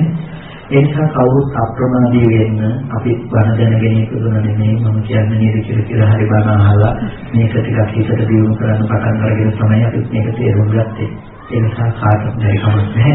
ටිකක් හැබැයි වැඩිපුර උත්සාහවත් වෙන්න. ධර්මයේ හේවකට කමක් නැහැ. අර වැරදි මතවාදවලට රැවටිලා මහා අකුසල් සිද්ධ කරගන්න එපා. ඒවා මහා භයානක අකුසල් බරපතල අකුසල්. ඒ නිසා ඒ තැන්වල ඒ විදිහේ දේවල් සිද්ධ කරගන්නත් එපා. කවුරුත් කල්පනා කරගන්න අද දවසේදී මේ සිද්ධ කරගත්ත සියලුම කුසල ශක්තිය අපි මේ වෙලාවේදී අපිට අර්ථයෙන් ධර්මයෙන් අනුශාසනා කළ ධර්මාචාර්ය උපරයි මහා කඩවල සුදර්ශන ස්වාමීන් වහන්සේට මහා කඩවල රත්න ස්වාමීන් වහන්සේට ස්වාමීන් වහන්සේලා දෙනමතම උතුම් නිවනින් සැනසීම පිණිස හේතු පාරමිතාවක් වේවා කියලා අපි ප්‍රාර්ථනා කරනවා. ඒ වගේම මේ සියලුම ඉෂ්ඨකාරක සියලුම දේවගණ සමූහය සියලුම දෙවියන් මේ පින්නාමෝදන් වේවා දෙවියන්ට උතුම් නිවනින් සැනසෙන්නටම මේ කුසල ශක්තිය හේතු පාරමිතාවක් වේවා කියලා ප්‍රාර්ථනා කරනවා. සියලුම දෙනාට නිරෝගී සුවපත් භාවයේ චිරජීවනයේ සලසේවා කායික මානසික සැනසෙල්ල පුරා කරගෙන අමා මහ නිවනින් සැනසෙන්නටම මේ කුසලයේ හේතු පාරමිතාවක් වේවා කියලා ප්‍රාර්ථනා කරනවා. අභිවාදන සීලස විචාරමතා පුචායන චත්තාරෝ ධම්මා වද්දන්ති ආයුරෝග්‍ය සම්පatti සකල සම්පatti මේචේ සම්පatti ඉමිනාතේ සමිච්ඡතු